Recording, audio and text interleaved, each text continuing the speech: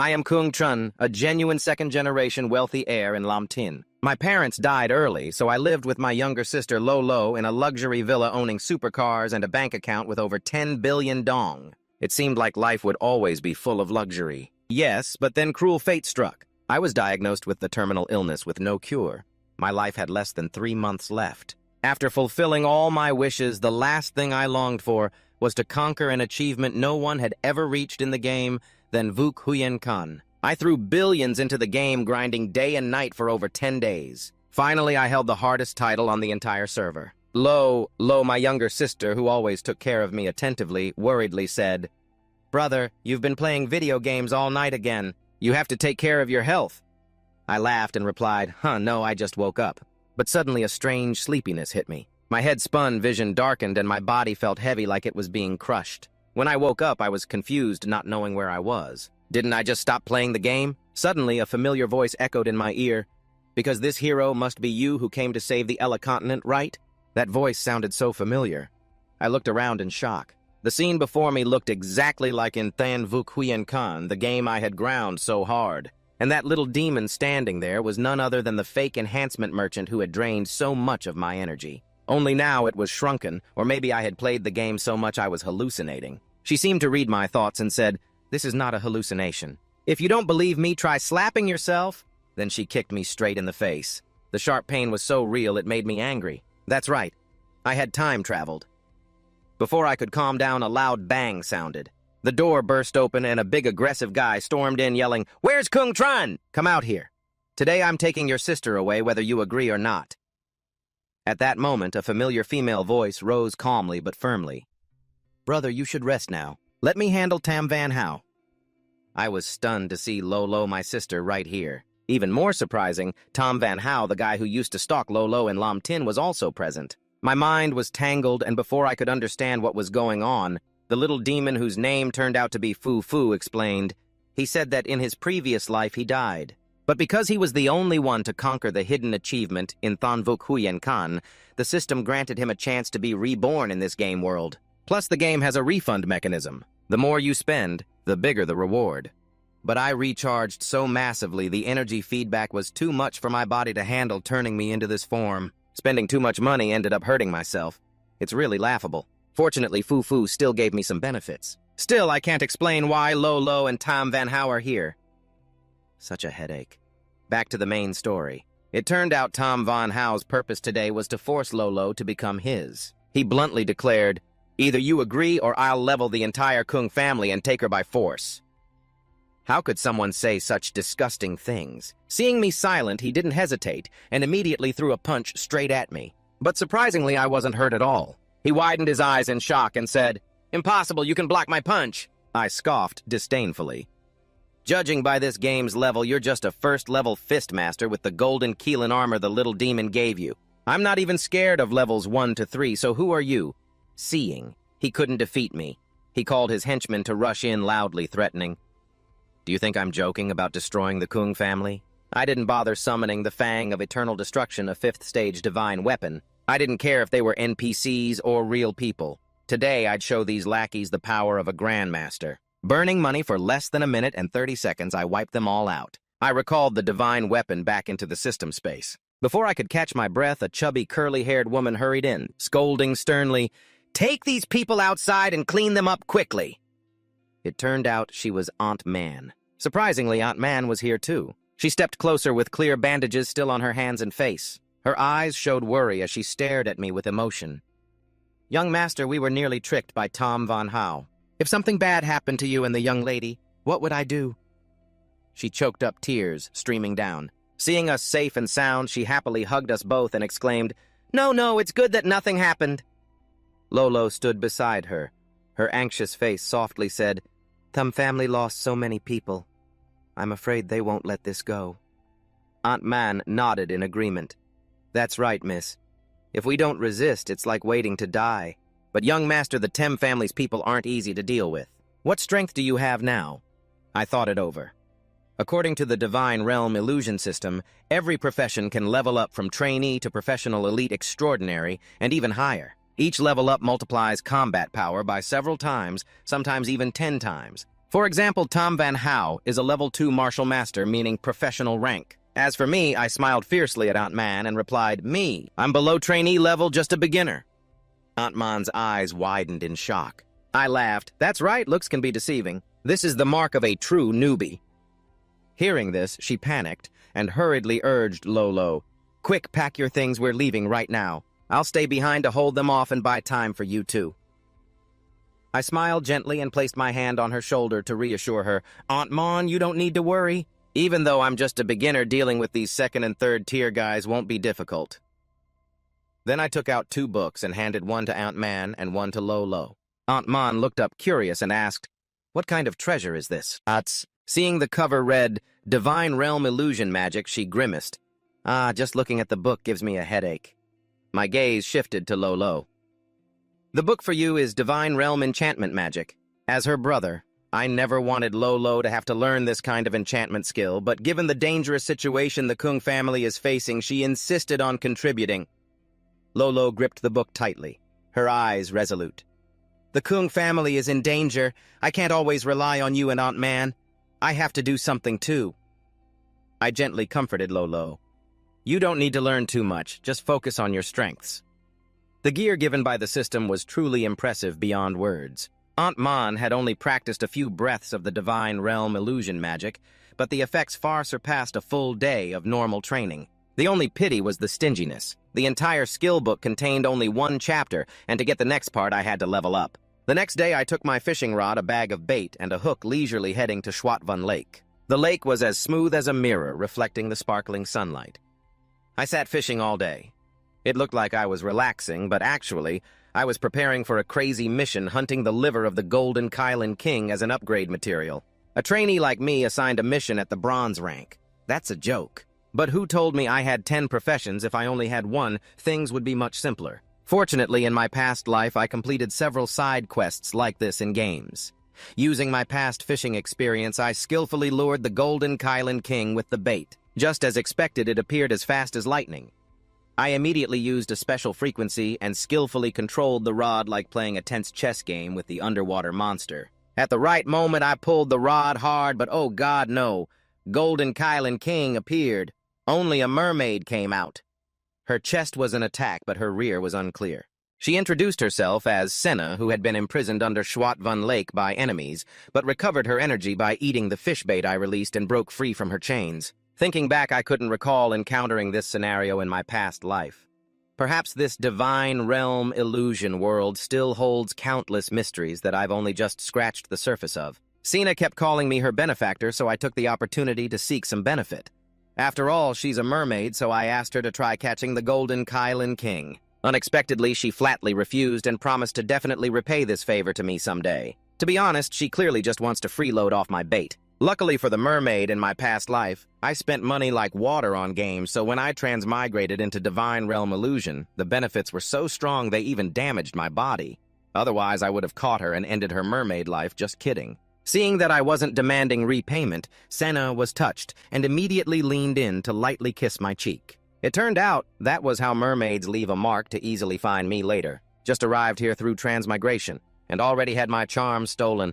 I really can't catch a break. Since she's a mermaid, walking on land is really inconvenient for her. Sina skillfully transformed her tail into slender legs, and conveniently borrowed a pair of pants from the vat bag I had. Luckily, I still had a spare uniform. Once done, she left immediately. If I were to prepare special bait now to hunt the Golden Kylan King, it would take the whole day, so I had to find another way. I wandered around the nearby forest and suddenly came across a girl named Than Vu and her middle-aged uncle, her second uncle, who were being blocked by a third-tier wolf demon. For the two relatives, a third-tier beast demon was an unbeatable threat. Ordinary people would die if faced with it, but this uncle was truly loyal, determined to protect Than Vu, even if it cost him his life. Looking down from above, I muttered, "That dog is pretty big. It would be cool to keep as a pet." No sooner said than done, I jumped straight down toward the wolf demon. The two relatives were secretly relieved, thinking they were saved. But when they saw I just jumped down without flying or using any skills, they thought I was jumping off a cliff to commit suicide. Taking advantage of the moment, the uncle pulled Than Vu and ran, planning to escape, and later set up a memorial tablet to thank me for saving their lives. Before the uncle could get far, I landed safely without a scratch. The uncle stared wide-eyed, stammering, "Brother, are you okay? Where's that demon?" I smirked, pointing behind me. The wolf demon lay motionless, seemingly fainted from fear. In my past life, I knew there was a beast king in this area, but forgot the exact location. I planned to use this wolf to lead the way. When it saw me approach, it still played dead. I snorted. "Playing dead. Then take a punch that knocks you out for real." Hearing that, the wolf demon jumped up happily and invited me to ride on its back. Saying goodbye to Thanvu and her uncle, I rode the wolf demon straight to find the Beast King. After a while, we finally arrived. The Beast King, named Bia, is a legendary 5th-tier divine beast born with the power to dominate all birds and forest animals. Seeing a trainee like me, it thought I came to beg for something. But I only said one sentence: "I want you to catch fish." As soon as I finished, the entire forest fell silent, the birds and beasts all stunned with mouths agape. The Beast King. Bia growled, eyes blazing with disbelief. "What did you say?" "It's the lord of all creatures, yet this human wants to order it to catch a fish." Faced with Bia's raging fury, I shrugged indifferently and said, "Who said it's free? If you have requests, just say them. By the way, have you had canker sores lately? Your breath smells a bit strong." As soon as I said that, all the beasts froze silently, and Bia roared even angrier. All right, you think I can't assert my authority and come provoke me every few days? Today I'll send your remains straight to hell." Saying that, it spread its wings and dove at me. I wasn't worried at all and delivered a precise kick aimed right at its mouth, more exactly at its rotten tooth that was causing pain. The kick hit the mark and the tooth flew out. I sneered. "Pulled it out for you, you should feel better now, right?" Taken by surprise, Bia erupted in rage, screaming, "Deceptive humans, so you've been hiding your true power well! Get ready to face my fury." But then it paused, realizing its mouth no longer hurt, feeling relieved. Still, Bia remained cautious, suspecting I came to assassinate it. After some probing, it growled again to assert dominance. "What exactly is your purpose? If you want to fight, we'll have a direct duel. Don't come here with hypocritical tricks." I sighed wearily. "Honestly, didn't I tell you to help catch the Golden Kirin King? You just didn't believe me. Now I helped you pull the rotten tooth. Give and take. Shouldn't you help me?" After half a morning of arguing back and forth, Pia finally reluctantly nodded. "All right, I'll lend you a hand." It led me through a shortcut to Schwatvan Lake. The more I went, the stranger it felt. Why don't I remember this path in my past life? Oh well, let's just try.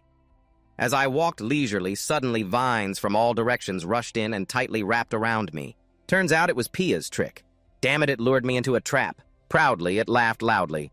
These vines are part of an ancient formation from prehistoric times. Though just remnants, their power is enough to imprison you. If you don't tell the truth about your purpose, you'll be locked here as bait for the insects. I shook my head in exasperation. This wolf just won't get it. In my past life, I played a secondary account as a max-level formation master. I should have enough power to break this formation. I called for a system spell to request a job change. But it's really bad luck. This body has restrictions when changing jobs. Corresponding attributes will significantly decrease. This body still has many complications. I ignored all risks and decided to switch my job to Formation Master. As soon as I switched, a flood of memories rushed into my mind. Formations, depending on whether they focus on offense or defense, can weaken enemies, strengthen allies, control illusions, and even change the rules of the game. But no matter the type of formation, the key point always lies in the formation's core. Destroy the core and the entire structure collapses from the root. The Beast King, Bia, avoided my gaze, surprised and wondering what trick this human was planning. Based on the memories that appeared, I carefully observed and quickly located the formation's core. Without hesitation, I launched a decisive strike. In the blink of an eye, the formation dissolved. But suddenly a flash appeared before me. A small wolf girl appeared. She breathed a sigh of relief and thanked me repeatedly for freeing her. Otherwise, she didn't know how many more hundreds of years she would have been sealed. It turned out I had unintentionally saved her. Mother Bia was stunned, baring her teeth wide like she had met an arch-enemy. But then she suddenly snapped out of it and rushed toward the girl, shouting, "Mom!" Before the joy of reunion, she immediately took a heavy slap from her own mother. It turned out this wolf girl was Garuda, one of the 4 legendary divine beasts of the divine realm Illusion, and Bia the Beast King proudly was Garuda's foolish son. Though a legendary divine beast, she had been sealed for hundreds of years. So it was no wonder I had never seen her in the game, only heard a few stories. Powerful but old and weak, her strength declined, and she had offended someone she shouldn't have. That's why she was trapped in the formation. Garuda didn't expect her foolish son to accidentally lead me to rescue her. Knowing she couldn't hide it, she bowed her head and admitted her fault. She immediately took another loving punch from her mother and collapsed to the ground. After dealing with Garuda's son, she joked she would cook his head into soup for me to eat. I chuckled, thinking, why eat him? I still needed his help to catch the Golden Kylan King with the support of that foolish tiger. In less than half a day, he had caught the Golden Kylan King for me. Truly, cat family skills at catching fish are unmatched. No matter which fish in Juatvan Lake this kid could find it. Absolutely top-notch. My goal this time was just to get the liver of the Golden Kylan King, and the fish in front of me was enough to complete it. After obtaining the upgrade material, I didn't hesitate, and immediately used it more precisely, swallowed the Golden Kylan King's liver whole. Oh my god, that disgusting taste was truly haunting. Finished? I said goodbye to Garuda and her son, planning never to meet again, but Garuda wanted to keep in touch generously, saying if I ever needed anything, just call and she would appear. I just mumbled, not paying attention, and walked away into the distance. Behind me, the mother and son whispered quietly. Bah, the son curled his lip. Mom, why do you have to be so respectful to that human? If you fight with all your might, you might not even lose, let alone Mom at her peak in period 4. Garuda glanced at her son with sharp eyes, realizing I was just a genuine first-stage human, not hiding my strength at all. But with such terrifying power at a low level, she believed that sooner or later I would surpass them. So Garuda bet on my potential, hoping I would help them in the future. My scene shifted to a bustling town where I stopped at a shop intending to buy a few spirit stones. Unexpectedly, just a few stones cost 7,200 me coins. Seeing me hesitate, the shop owner frowned and shouted, "No money, no money." Then get out. He flatly kicked me out and glared after me. What a waste of time, I thought. If I'd known the materials were so expensive, I would have brought more money. Suddenly, I remembered after swallowing the Golden Kylan King's liver, I still had 3 production spirit stones.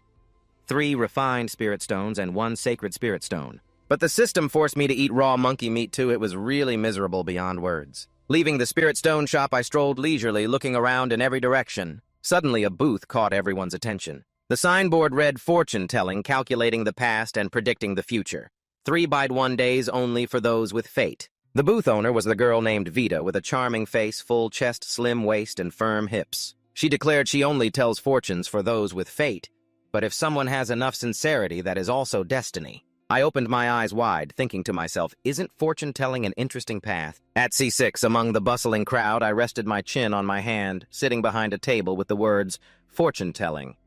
Smiling confidently and loudly proclaiming, fortune-telling here, no tricks, no lies. Adults and children passing by stopped to try once. The loud shout made Rita at the booth opposite unable to ignore. She stepped forward, slammed her hand on the table, eyes blazing with annoyance. I looked up and caught Rita's arrogant gaze. She shouted fiercely, "Are you trying to steal my customers?" I smiled provocatively without hesitation.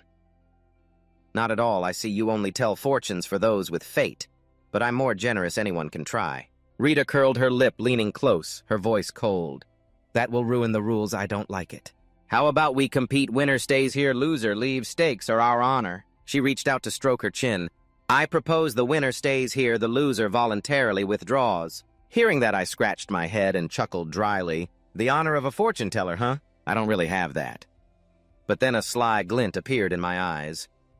Since I'm short on money, I agreed. Rita beamed, having achieved her goal. All right, then. The judge for the contest was Fufu. The first fortune-telling match on Vin Tai Street officially began. Fufu hovered in the air, loudly asking the first question, "What color is the shirt of the next person crossing the intersection?" Rita answered immediately, without hesitation, "Purple." I was not slow either, guessing yellow. At that moment, a girl appeared at the intersection wearing a purple outfit embroidered with bright yellow patterns. "Oh ho, both are right." Rita's voice was low but urgent. "I won't be wrong on the next question." A couple posed and twisted. Fufu asked the second question. "What color is the hair of the next person crossing the intersection?" Rita confidently answered, "Short hair." I immediately guessed bald. Right after, Fufu flew over mischievously and pulled off the wig of the man just passing by. "Well, in this situation, you can't say who was wrong." She turned around, chest out, placed both hands on the table, and declared the last question to decide the winner. "Predict the weather from now until evening." Rita pondered for a moment, then slowly guessed, "Clear skies, no clouds." I immediately denied it, looking up firmly. "That's wrong. There will be heavy rain pouring down." Rita widened her eyes in disbelief, asked again, "How is that possible?" The passage was revised as requested. Thunder roared, raindrops fell lightly, then grew heavier just as I predicted. The streets gradually emptied, the atmosphere around the fortune-telling table froze, only the continuous heavy rain remained. Beside me, Rita bowed her head, mumbling, "I can't believe it, I lost." I smiled slightly, glanced at Fu meaningfully, and ran my hand through my hair to conceal a crafty look. After all, my senior-level astrologer title wasn't earned for nothing. The system displayed my current job info, level 1 advanced astrologer, far beyond an ordinary fortune teller. Through the stars, I can predict fate accurately, even borrow the power of the cosmos to change the weather. No wonder Fu deliberately chose a weather question. She leaned in, whispering, "Tap ngukaka without Fu, what would you do?" On the other side, Rita spoke softly. "Since I lost, I have to accept it. I won't show up on this street again." After saying that, she handed me the fortune-telling orb, smiling in a way that didn't look like a loser at all. "You can keep these too," I asked happily. "Is there something this good?" Unexpectedly, she priced it at 5,000 so-me. I broke out in sweat, shouting, "I have to pay," then immediately put on a pitiful face. What am I supposed to do? Seeing the fortune-telling fail, I probably need to find another career. Anyway, I can still use these things. I didn't soften at all. I took out 2 gold coins. "At most, I'll pay 2,000 so-me." Rita was thrilled like it was harvest season, grabbing the money that much.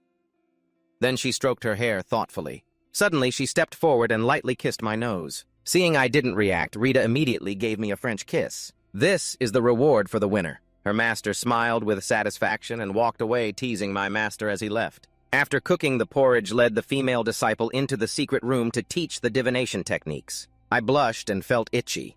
It seemed I never agreed to be a master, nor did I say anything about that. Then Rita walked a bit before turning back and waving. Her eyes seemed to want to say something. "Well then, goodbye.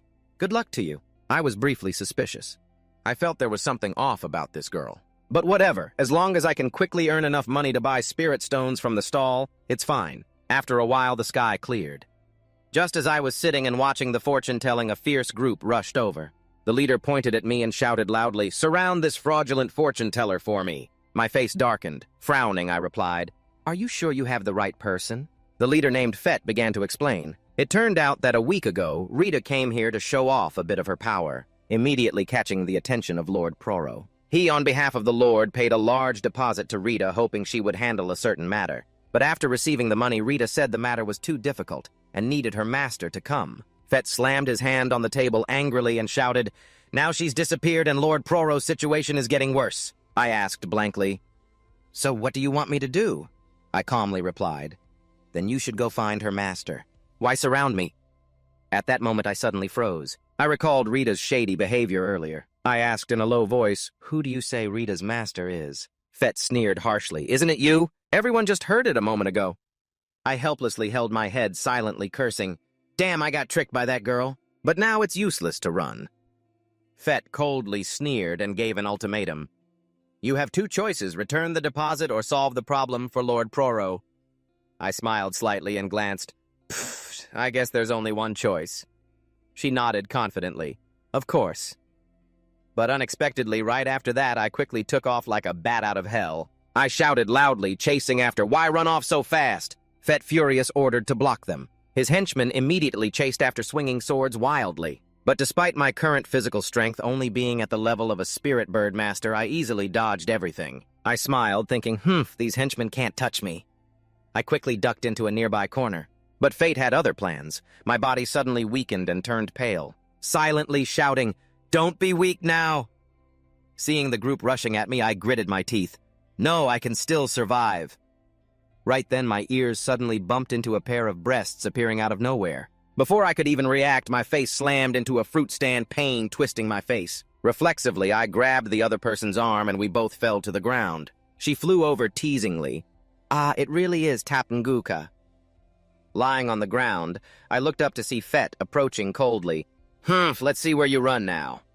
The person on top of me, face flushed with excitement, asked from above. She looked down and asked, "Why are you here?" Scene shifts to a majestic skyscraper. 4 people stood in a large room listening to a man speak. "I am Manhwa, head of the Shuat Vanchan Trade Guild, a master. If you hadn't stepped in to help that day, I'm afraid we would have died at Bokjoi Son." Thantanvu blushed shyly, avoiding eye contact, whispering, "Thank you, master." I smiled quietly, thinking they seemed to be the uncle and niece we accidentally saved back then. I raised my hand in greeting and replied, "No need to call me master, just call me Kung Trun." Lum Huai clasped his hands and turned to Fet, explaining clearly, "It turns out everything was a misunderstanding." But Fet was still unwilling, gritting his teeth regardless of whether it was a misunderstanding or not. "Today I must take this person back to report to my lord." Lum Huai squinted, his voice deepening. "Is that so?" Just then, 3 burly men entered from the door, blocking the exit as a show of force. Fet glanced coldly.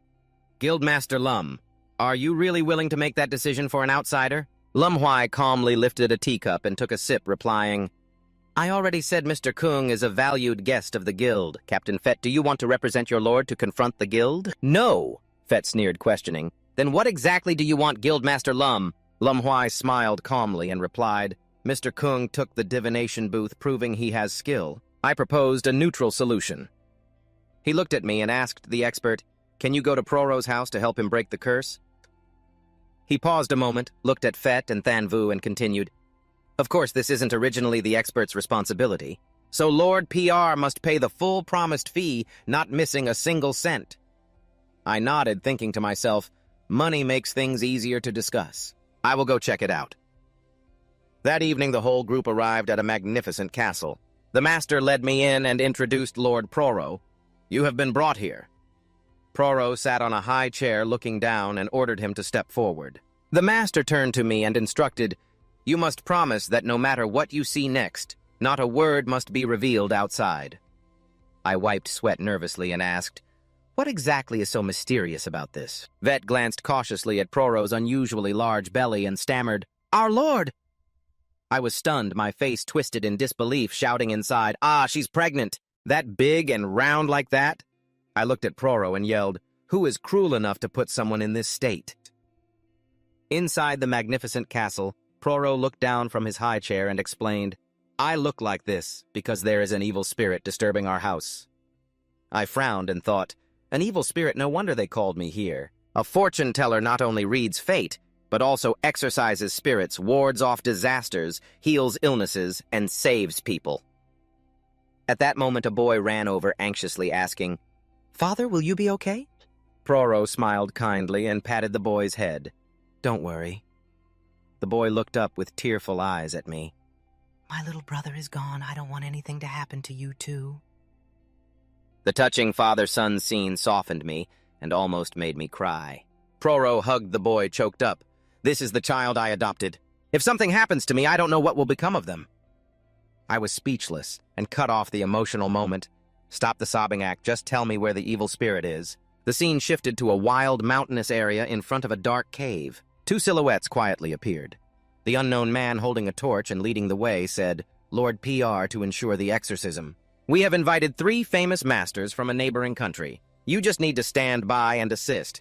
Rest assured the reward will be more than fair." I looked at the scene in front of me, grimacing in disgust. Playing with fire in such a closed cave. Aren't you afraid of carbon monoxide poisoning? I turned to the cave entrance and took a deep breath. "Ah, that's much better." The 3 masters heard the noise, turned around, and shouted, "Who are you to cause trouble and disrupt my exorcism? Can you take responsibility for that?" Vet sweat nervously and awkwardly explained, "These 3 masters are our helpers we found recently. They will assist you in exorcising the spirit." The 3 masters' apprentice arrogantly glanced at me, snorting, "Just stand by. For this type of evil spirit, my master alone is enough." I shrugged, not caring. "Suit yourselves. Just pay me." The 3 masters turned back to the formation, lips moving as they chanted. A brilliant holy cross appeared behind them, gradually revealing a huge golden mirror. The apprentice excitedly exclaimed, "The holy cross really lives up to master's reputation. Such a high rank, yet he can control it." The 3 masters arrogantly pointed their wands forward and declared, "It's just an evil spirit. Prepare to die." The golden mirror darted swiftly toward the chained female demon, but she refused to submit, growling fiercely and struggling to break free. The 3 masters sneered without hesitation. Such great power. The evil spirit has probably already been completely destroyed. Moments later, the female demon angrily lunged close to the 3 masters and growled, "What human dares disturb me?" The 3 masters panicked and shouted, "What?" Gritting their teeth, they quickly retreated and controlled the golden sword to attack again, still refusing to surrender. "Then I will increase the power." But the female demon lightly flicked her hand, deflecting the sword's trajectory. She licked her lips and lunged forward like a predator. The three masters turned pale and quietly said, "Damn, it's so hard to deal with again." I calmly observed and ordered the apprentice, "Tell your master to stop. If he keeps going, he'll lose his life." The stubborn apprentice yelled, "What did you say? Do you even know who my master is?" "It's not your place to criticize me." I glanced calmly and explained, "Your master's spiritual power is insufficient. He's only relying on the formation and burning his soul to summon the Holy Cross. Now the outcome is uncertain. He's getting weaker day by day. If this continues, he will die."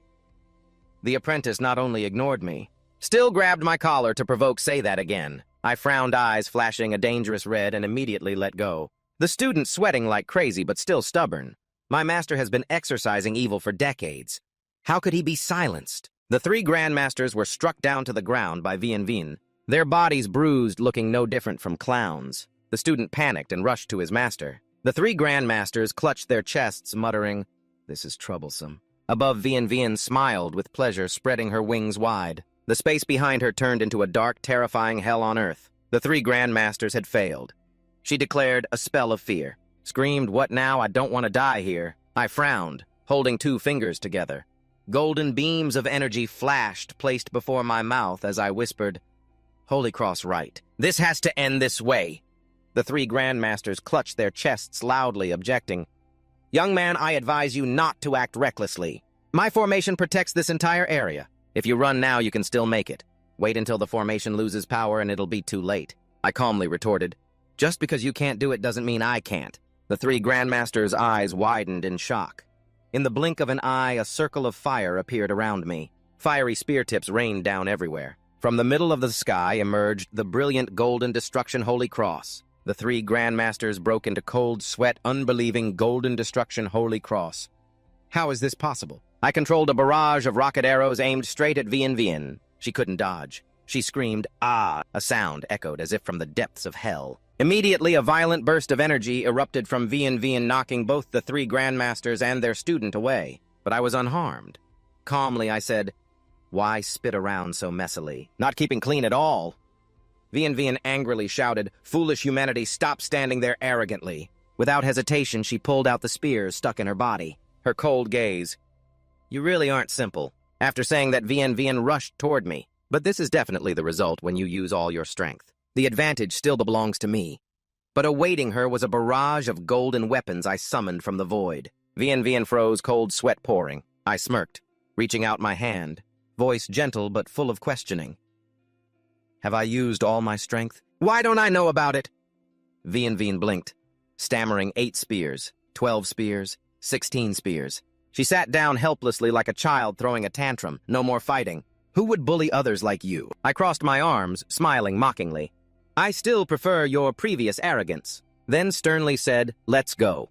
Why let Per Oro carry such a monstrous pregnancy? But Vien immediately put on a pitiful face, complaining unfairly, "Grandmaster, I just want to help him." I glared and asked again, "Help him?" She shrank. Her body knelt down and softly told, "Not long ago, the soul of a boy wandered here. The boy died unjustly. His last wish was to be with his father. That's Per Oro. The soul's spiritual power is too weak and will soon dissipate. To help him, the soul is turned into a fetus residing in Per Oro's body. When the soul fetus absorbs enough spiritual energy, it will be reborn as Lin Ni." I coldly said with no sympathy, "It's an evil spirit. Aren't you afraid of killing people by doing this?" Vien hurriedly defended, "Sorry, Grandmaster, but I really mean well. Besides, I have never harmed any human here before." I looked down silently from above, evaluating. There really is no human blood in her body. Probably not lying. I nodded. "All right, I'll spare her for now. I'll go check with Per Oro first." But Vien quickly stood up excitedly. "Okay, I'll see you off on the other side." The waiting spell on the steps spoke, "Grandmaster Kung, everything has been resolved." I looked up at him with a cold smile. "Since when did you hide here?" "Don't worry, everything's fine now." Fett glanced behind me, suddenly froze and stammered, "Miss, you should hurry up too.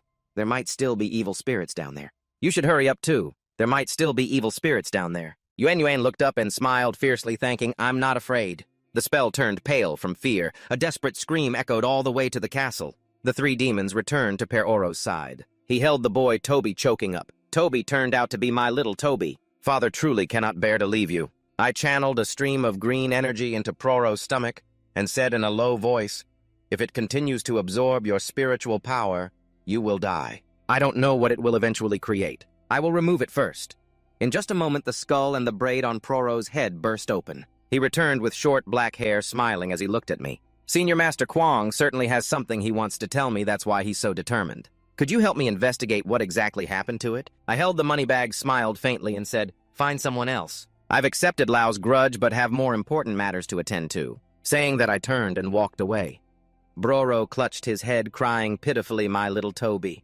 Clearly, Sir Nam Meo said it would be the one controlling the Holy Spirit Stone. Hearing that, I immediately turned back and asked the Holy Spirit Stone, "Can you explain more clearly?" After a while, Than Vu and I appeared on a bustling street. Fu Fu sat down, hugging her stomach, satisfied with the pile of snacks at her feet, and said, "This place's food still suits Fu Fu's taste." Thang Vu walked beside me and softly asked, "Brother Kwong, aren't you going to stay a little longer?" I replied indifferently, "No need.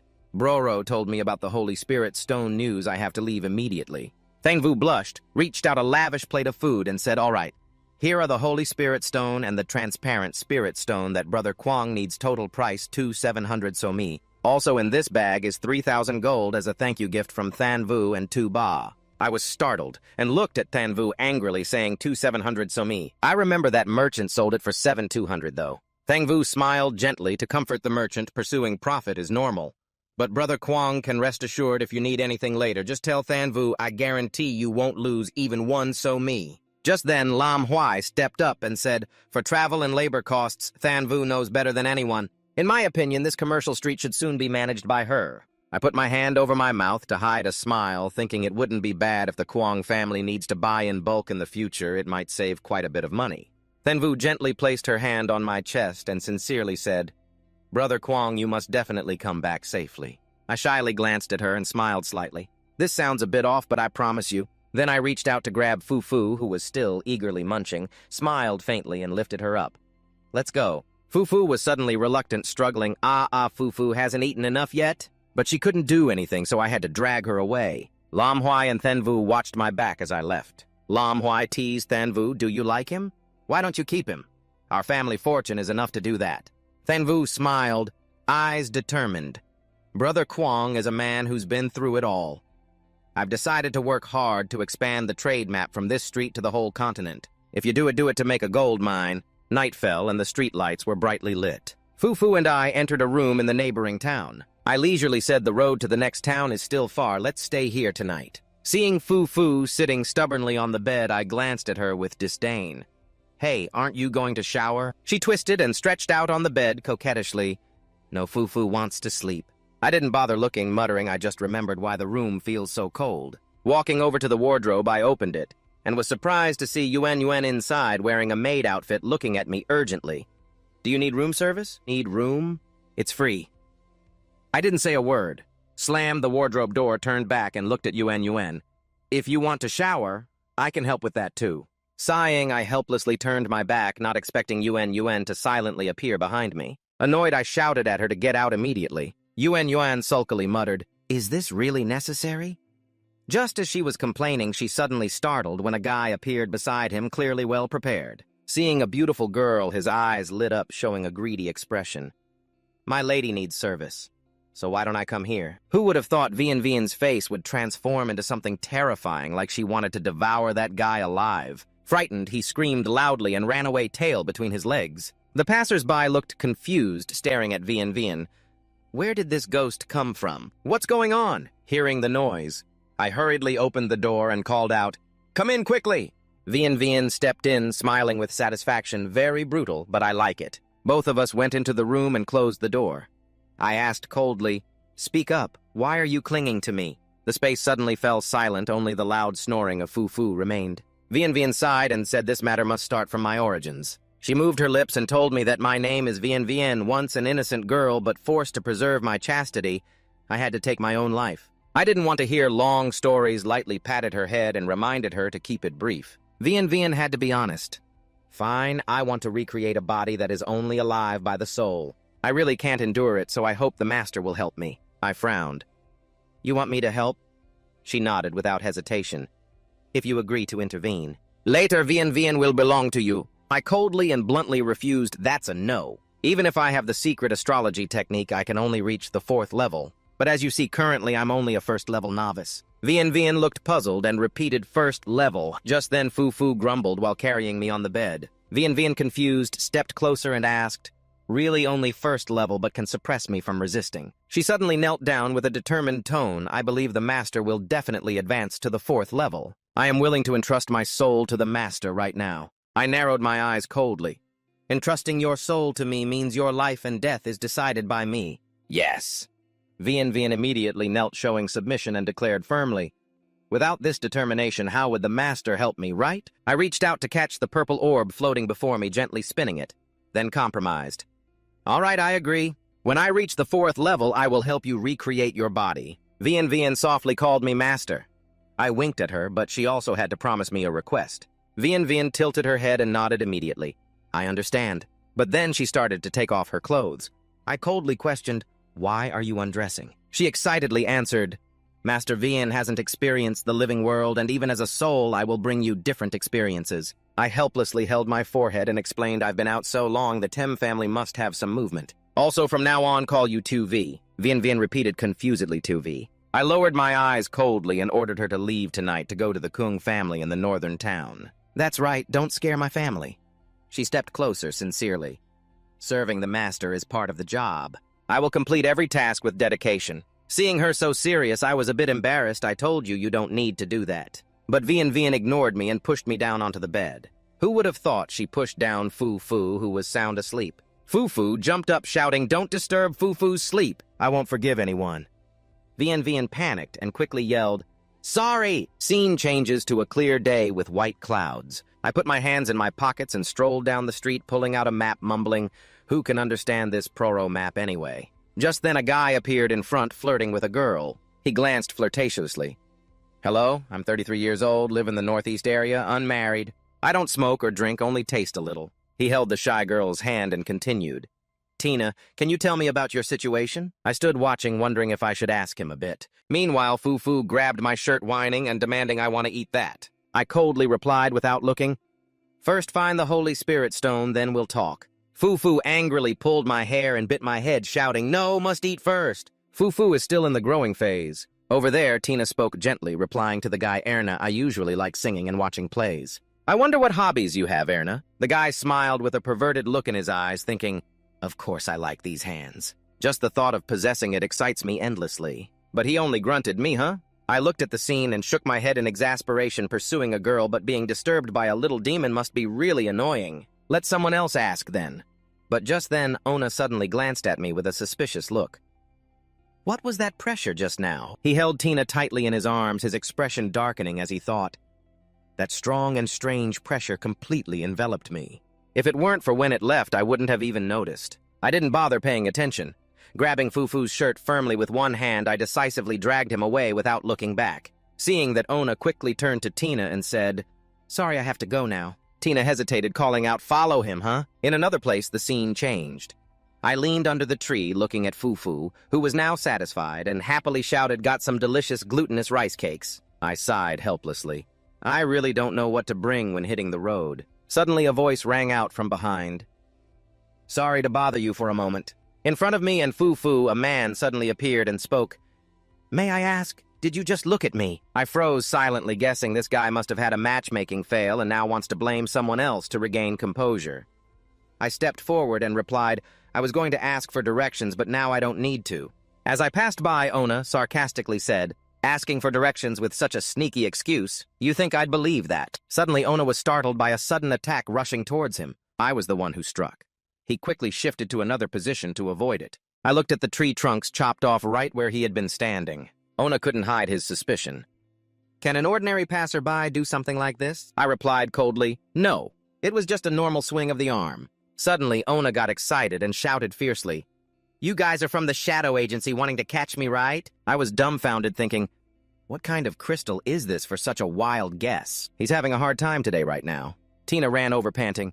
What's wrong, honey? She thought to herself, such a good single man, how could I let him slip away? I put my hands on my hips and explained, this guy listened to me, I really just happened to walk by. We're on our way to... Before I finished, the man shouted in an unstable voice. I like girls' hands. What's wrong with that? I stared in surprise. What are you talking about? Looking down, I saw Ona holding a severed arm intertwined with his own hand, then sticking out his tongue and licking with a perverted face. I just like it so much I want to cut it off and keep it so I can always touch it. What's wrong with that? I was speechless, totally lost. Tina overheard everything, stunned, muttering, "Pervert, pervert." Ona raised his hand to the sky, exuding terrifying strength and grinning wickedly. Since you all know my secret, don't think you can just walk away. I sighed helplessly. No way, who asked you? Didn't you just confess yourself? But Ona ignored me and charged forward, raising his fist at me. I wasn't afraid at all, and still used the strength of the golden Keelan armor. Ona's fist hit my shield and immediately looked like he was electrocuted all over. He broke out in sweat, gritted his teeth, and screamed. 1 second later, Ona exploded and scattered in front of me. Fufu looked at the wreckage and cheerfully shouted, "Yeah, Fufu's breakfast." I was so shocked I blurted out, "What, that's allowed?" Then I quickly warned the passers-by, "Let's hide, it's not safe here." Later by the riverbank, Fufu busily helped me dig a hole. I turned to Tina and said, "Girl, you saw it, he stabbed me first. If anything happens later, you have to testify for me, okay?" Tina seemed unconcerned, her face still shocked from before. She muttered, "Tell me, am I destined never to get married? Every time I see them, they all have designs on me. Last week, some guy wanted to take my heart to transplant into his daughter. Luckily, a woman found out." Pressed close by Tina's hot body, I went blank and could only smile foolishly. After a while, the three of us walked together. I wondered if this was because I tamed the soul of Tu Vai that we ran into these troubles. I thought the golden Keelan armor and the copper Deathclaw are enhanced by soul power, so their effects are much stronger. Suddenly, Fufu's sharp voice rang out, "Yeah, Fufu brings all the good stuff. The rest of the mysteries can be explored by Tap Nguka." The three of us stopped in front of a magnificent mansion. I muttered, "We've arrived. This is the Nam Meo estate." Suddenly, 3 people appeared at the gate with scrutinizing eyes. I glanced at them and commented, "The guards here are really imposing. Looks like Nam Meo isn't someone to mess with." Suddenly, a deep female voice sounded standing here waiting. "Like this is no good, better everyone hide first." I looked at the girl who just spoke. She also exclaimed, "Ah." I cracked my knuckles and smiled. "Isn't this my good disciple? Didn't expect to meet you here." Fufu pointed at her and shouted, "Ah, the woman who scammed money from Fufu in the group."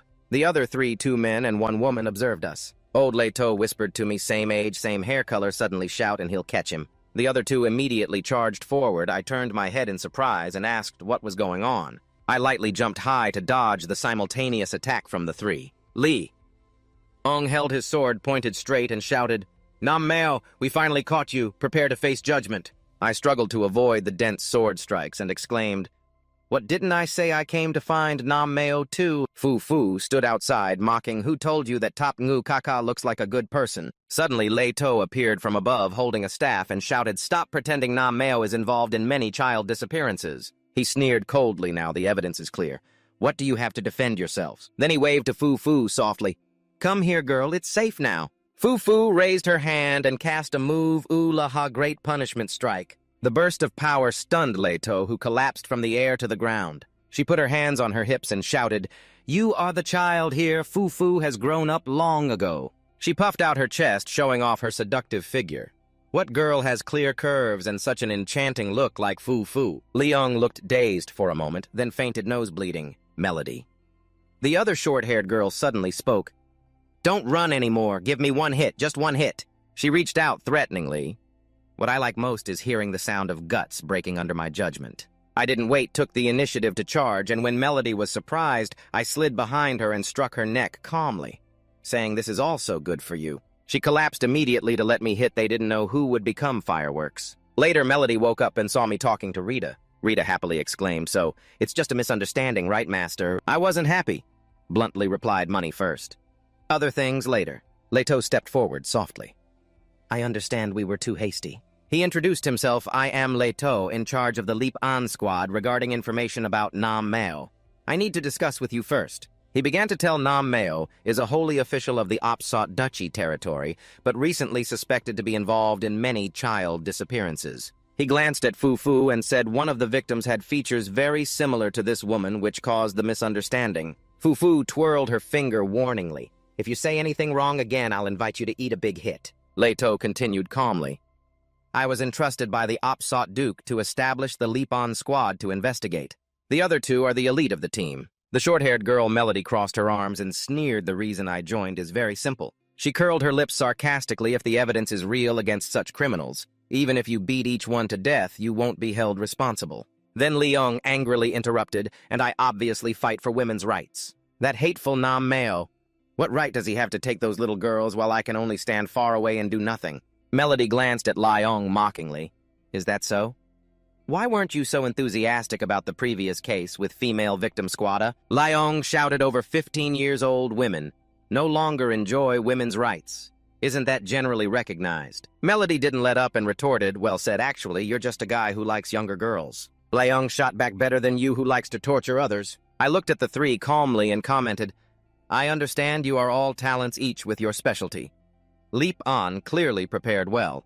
I shrugged, but I'm not interested in these matters. I only heard from Proro that there is a Holy Spirit stone here. Leto smiled and asked if Nam Meo appears. Can you help? I understand Lam just now proved your martial arts. The two Leong crossed their arms and added, that's right, even I lost without fighting. Melody shouted, you only look at little Fufu's body and get so excited you faint. What a pervert. I shrugged and replied, if what you say is true, then fine. Li too, decisively good. Let's go investigate together. The five of us entered the magnificent castle. Then I turned to Rita and asked, so our matter still isn't resolved, right? Rita stepped forward and took my arm sweetly.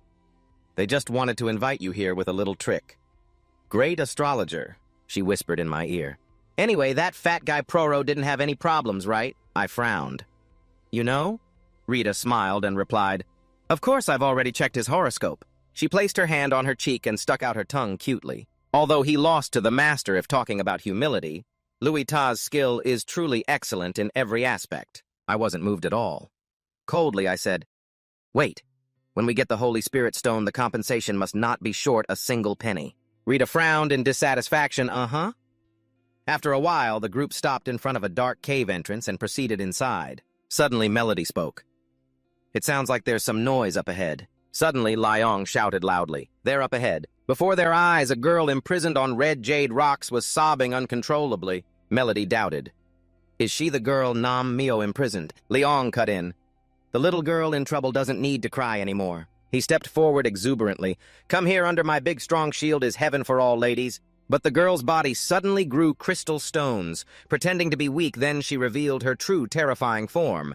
Everyone was stunned. Leong panicked as she rushed to climb on him. What is this thing? Melody raised her fist and charged. Fool, do you want to die? But her punch was blocked by the crystal stones. Shards flew back, attacking her, making her scream. Suddenly, the girl was hit in the chest. Leto timely intervened, shouting, it's the blood spirit demon, hurry Leong, or we'll all die. But Leong hesitated. How can I lay hands on such a young girl? Just as the girl blocked Leto's staff and lunged to grab him, suddenly a blazing red blade swept across, cutting her arm and body. The one who struck was me. Pieces of the girl's body fell with a thud to the ground. I stood up, turned my head, and asked Leto, surely I didn't make a mistake, right? He hurriedly replied, no, you truly live up to your reputation, otherwise the consequences would be unpredictable. Leto knelt down to observe the crystal stones and analyze them. Indeed, they were a type of dark magic. He looked up puzzled, but why? Suddenly he stood up and declared, my lord, I have a bold hypothesis. The group entered a room full of books and documents. Leto said, looks like this is a documentation room. He flipped through a book in a low voice. Nam Meo might be connected to Morez, the envoy of the Talent Legion from a few years ago. I was surprised. The envoy of the Talent Legion, Rita continued. He holds the evil technique that uses life force to transform Holy Spirit stones into blood. Spirit stones enhancing his own power. She added coldly, under his command, over 100,000 people on the Era continent have been slaughtered. Rita narrated in a deep voice. According to legend, 25 years ago, Morez alone faced the alliance of the Crusader Imperial Army. He killed a general, then disappeared without a trace. Leto nodded lightly but heavily. Indeed, no mistake there. He flipped the book he was reading and said, this document shows their dark magic has been improved, using a more suitable organism to transform the spirit stones more effectively. I guessed if I'm not wrong, these organisms are probably all children. Leto nodded in confirmation, his eyes darkened. Melody approached a cabinet and remarked, this cabinet is very carefully guarded. Leto decisively said, If it's really related to mores, I'm afraid we have to retreat immediately. His voice serious. The one who wields the dark magic isn't an opponent we can handle. I stepped forward and flung open the cabinet door nonchalantly. Whether saint or monster, we'll know right away. At that moment, I was stunned. Leto exclaimed, "It's Mors, it's definitely him!" Looking at the glass jars filled with human hands inside, Leto's voice trembled. That guy liked collecting hands, regardless of male or female. Anyone he caught was brutally killed, only their hands were missing. He was briefly terrified. Turns out Mores, who had disappeared, disguised himself as Nam Mio living among us. He turned to me urgently. "No, sir, we must retreat immediately." I turned my head and asked, "So, has anyone ever met Mores, or rather Nam Meo?" Leto hesitated. "You mean?" I scratched my head sheepishly. "There's a chance I know where this person is." After a moment, all 5 of us returned to the original pit. I looked down at the body. Ona asked Leto, "Is that him?" He hesitated, then confirmed 25 years ago this man's paintings were pasted all over the kingdom. It couldn't be anyone else. He wondered, "May I ask how you know Morris's corpse is here?" I smirked and explained, "We had a little conflict. He hit us with a bang and then disappeared." Leto doubted a bang. I nodded to confirm yeah. Back at the castle, everyone gathered around the dining table. The atmosphere was still heavy. I asked Rita. "The Holy Spirit stones all belong to me." "Foo-foo." She interrupted skeptically. "Why would I believe you're that kind-hearted?" Suddenly, an information board appeared. Important item acquired. Holy Spirit stones. I held the stone shimmering with pale colors and said, "The item is real." Rita smiled sweetly. "Don't worry, Master. Please accept this small token from your disciple." Leto interjected respectfully. "Sir, you not only saved us, but also freed countless families in the Northern Kingdom." He affirmed, "These Holy Spirit stones given to you are still far too few." I didn't refuse and nodded. "That's right. They originally belonged to me." Turning to Rita. "But you still owe me compensation." Suddenly, Rita jumped up onto the windowsill as fast as lightning dashed outside and waved up from below. "Sorry, Master, I just remembered there's a donkey waiting for me in the east. See you later." I shook my head and muttered, "She runs fast too." Then I turned back to the room and told Leto, "Let's return to report once Nam Meo's identity is confirmed. The association will contact you to award the prize." He asked, "Do you have any requests?" Lee. Ong fell back, tears streaming. "How could it be? How could it be?" Melody walked away coldly, dropping a line, "I'm leaving." Foo-Foo blushed red, surprised, looking at the food in front of her, exclaiming, "Then all of this belongs to Foo-Foo?" I was speechless, resting my chin on my hand and frowning.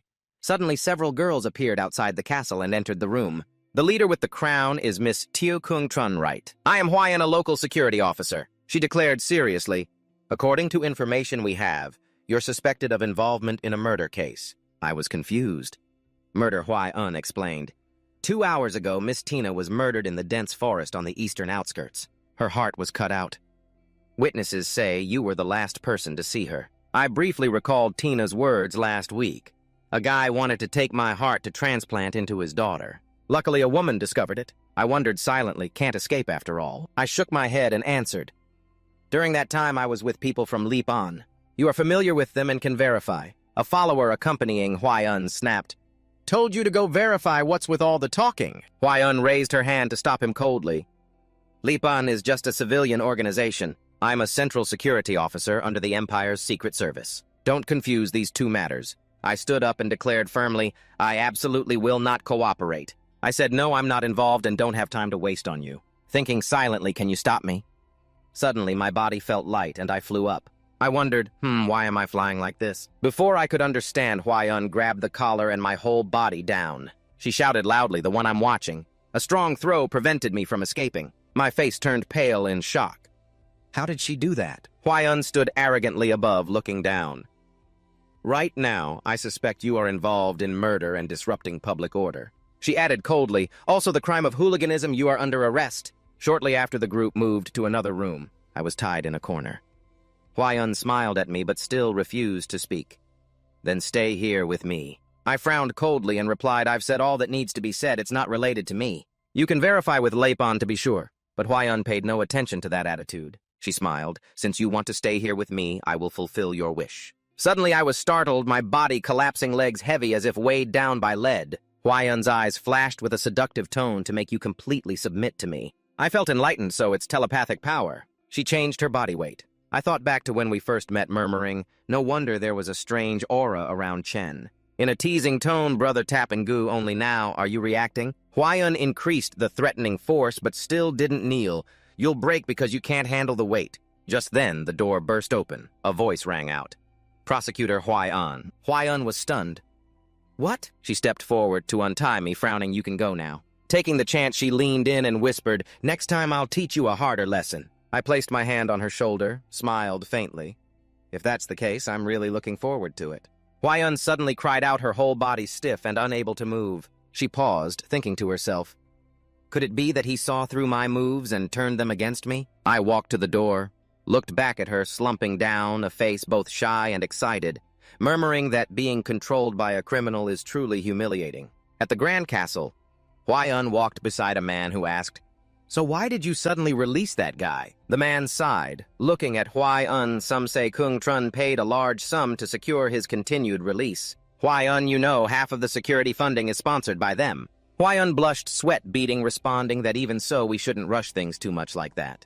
He opened the door and turned back to say, I know, Huayan, don't be in a hurry. He explained the other reason was that the ultimate verdict had been completed. In the room, a young man was tightly bound to a chair with his head down. The man looked at him and said, the results show the witness earlier was indeed lying. Huayan hesitated, meaning he really witnessed Kung Trun commit murder. The man nodded. Yes. Then gently reminded her, Huayan, you're sweating a lot. Is the room too hot? She shyly murmured, maybe thinking to herself that escaping that telepathic power had already taken a lot of energy. Truly a hateful humiliation. She stepped closer to the young man, murmuring, but to be fair, I endure this humiliation because he gave false testimony. She grabbed the whip, her face turning fierce. So how shall we begin this interesting trial? The other guy screamed in pain. Scene shifted to me, leaving the castle, appearing at Thanvu's gate, announcing to Kung Big Brother that finally you're out. I looked at her with a faint smile. Thanvu thanked her for negotiating with the security officer, then asked, but how did you know I was here? Thanvu was anxious. Big Brother Kung, actually, I deliberately came looking for you. My expression darkened. She quickly summarized that traders returning from the northern town said war had broken out there. I was startled at war, she continued, saying the Tem family declared war on the Kung family and blockaded the whole town. I asked around and finally learned he was brought here. I silently calculated that the Tem family's surprise attack probably had been planned for a long time. After a moment, I put my hand on Thanvu's shoulder, thanking her we have to return quickly. Thangvu Fufu suddenly appeared, hands on hips, confidently. Don't worry, isn't 2V still there? Even as a young queen, she's not someone these weak soldiers can mess with. Thanvu touched the horse beside her with a smile. This is the fastest horse in the trade guild. Big Brother Kung will definitely be able to use it. I stepped forward, stroked the horse, nodded in approval, well prepared as always. Then mounted the horse, turning back to say thank you, Thanvu. Please tell Proro the child he adopted is now at peace. Thanvu replied softly. Okay? I immediately urged the horse to gallop away. Thanvu smiled brightly and called after me. Big Brother Kung, if you need anything, just come find me. Fufu leaned in curiously, asking like what exactly about Brother Tap Ngu interests you so much. Suddenly, Fufu was startled and shouted loudly, Wait! I haven't mounted the horse yet! I haven't mounted the horse yet! She hurriedly chased after her, voice echoing behind. Scene shifted to a castle. A white-haired man standing outside the gate muttered, Finally got the chance today, it wasn't wasted. Dividing troops into 3 routes, every step carefully calculated. The old man recalled the subordinates' warning that there was news Kung Trun would come to Queentown, and there they must buy time to deal with him. The other person replied, I know, Master Tam Nan. Tham Nhan thought to himself, the stout woman with some strength was also stopped by my 3 centaurs at the mountain flank. Elsewhere, Kung Lo and Aunt Man were surrounded by a group of people. Kung Lo worried. What should we do? Aunt Man smiled softly without fear. Little Lo, the martial arts and charm techniques the young master gave you are strong. Today is the time to test those people. Hearing this, someone sneered, What she knows, charm techniques. The young girl tried to mesmerize me. If you succeed, I'll keep you as my concubine. The obscene words made Kung Lo cold, her sharp eyes calculating something. On Tam Nhan's side, the old man faced about 10 people with a hoarse voice. The remaining forces of the Kung family are trapped here. Even a fly can't escape. Wait for reinforcements. I will eliminate them all at once. Near the forest by the Red Castle, a red-haired girl appeared. She glanced disdainfully at the men lying on the ground, muttering that their combat power was nothing special. With such strength, they dared to attack the master. She smirked. But it's still daytime. If it lasts until night, I'll wipe them all out in one strike. The red-haired girl's eyes blazed like blood, exuding a terrifying aura. She smirked faintly to save some energy. Suddenly, a strange feeling hit her. She startled, turned sharply, and muttered, "No, that's not right." An invisible force surrounded her, astonishing her. A strong presence was approaching, far stronger than these people. Could that be the real enemy of the master? She crouched down, then sprang up strongly. Vian looked towards the castle from afar with cold eyes. That was definitely the place. Her expression turned fierce as she muttered she had to land a fatal blow on the opponent. She opened her mouth wide. Huge red and black whirlpools appeared, screaming terribly as they rushed forward.